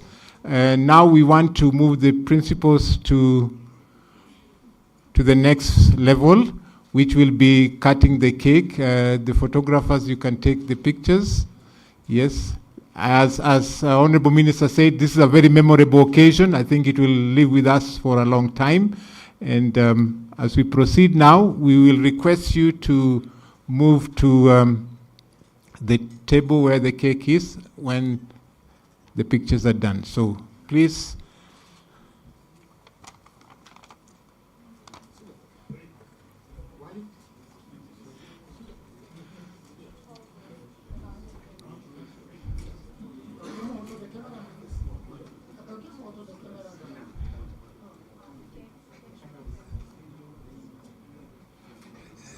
So make sure the cake is properly positioned. Properly positioned. Yes. Thank you, Madam Winnie. Yeah.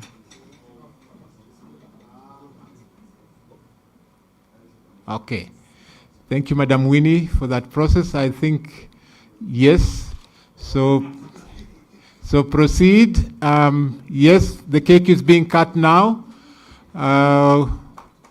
Let's have our hands together as the cake is being cut. Yes. Thank you very much. This symbolizes the launch of the project as we start now, and we proceed from there. So thank you very much. We'll, it has to be cut completely so that it can be tasted. Yeah.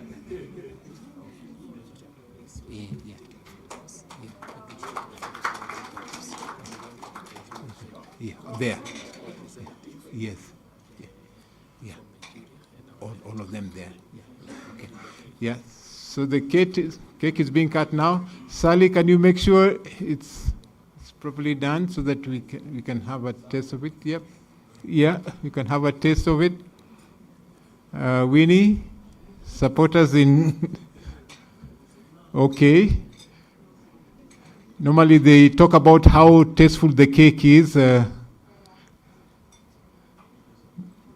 Yes. So that symbolizes the launching. Please, let's put our hands together. The cake is there. Yes, thank you very much. Thank you very much. That's okay. Thank you very much. Okay. May I request now our principals, because the media is here, we would wish for you to have a talk with them at the side over there. I think they will, a little interview next to the symbol there that we have. So please, the media, you can talk to our principals over there as they're being led to that process. Yeah. Yes. I think the media, could you guide our principals in terms of how you want to do the interview, how you want to take the photos? The rest of the participants, you can take photos with the cake and probably taste it as well. Yeah. Okay. Please. Yes. Okay. Yeah. The pastoralist representatives, we have them over there. Yes. Yeah. Okay. So please take photos. Put it on record that you are here when the project was being launched. Yes. Put it on record.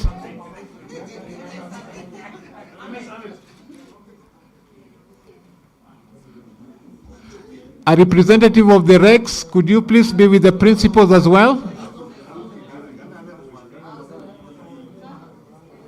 Dr. Sule, you want to join the... You can give a different perspective, yeah.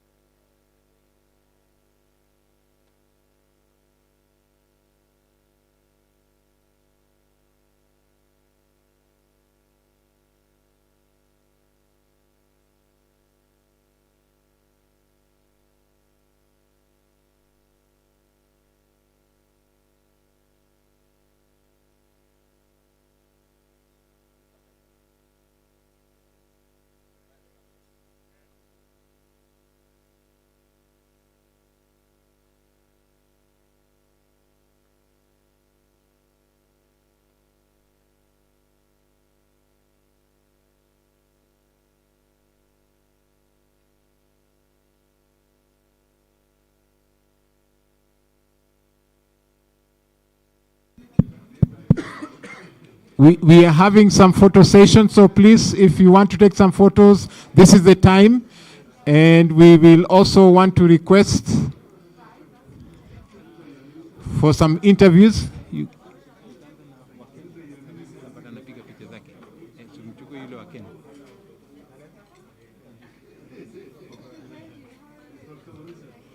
Please take some photographs and bear with us. The cake is here so you can have a piece. Madam Winnie, did you take? Would you? Yeah, so they can help us cut so that you can distribute on the table.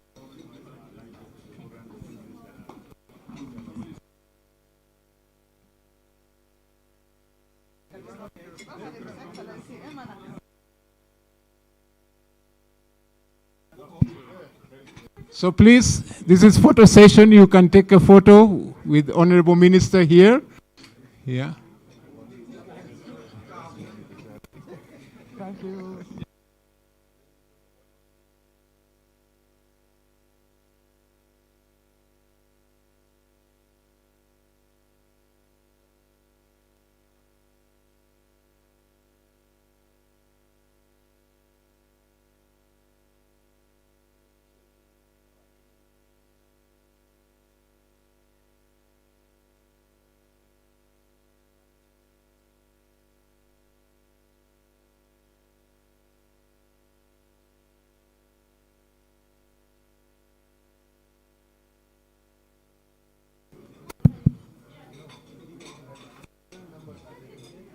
You'll forward for me. I'll give you a number. Yeah. Please have a piece of the cake. Please have a piece of the cake, and hold your horses. We will still have the communique being read, so that we can close the session.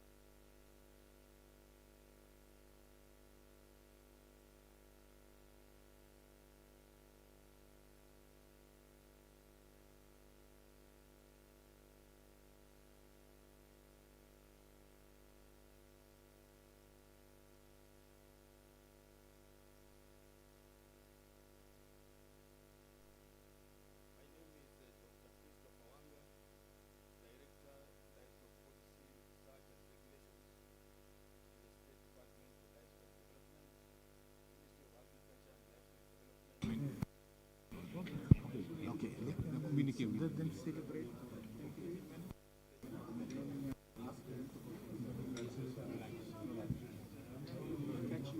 Catch you there.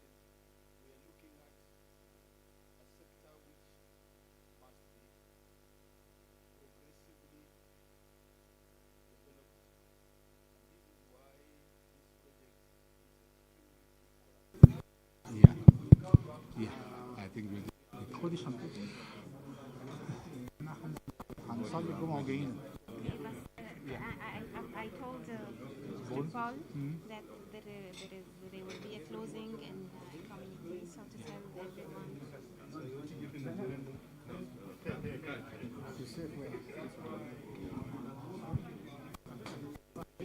we'll distribute the communique online, and we collect their inputs. We get minister seated, waiting for him to finish, and then we can go there. Yes, yes. We can, that he does it.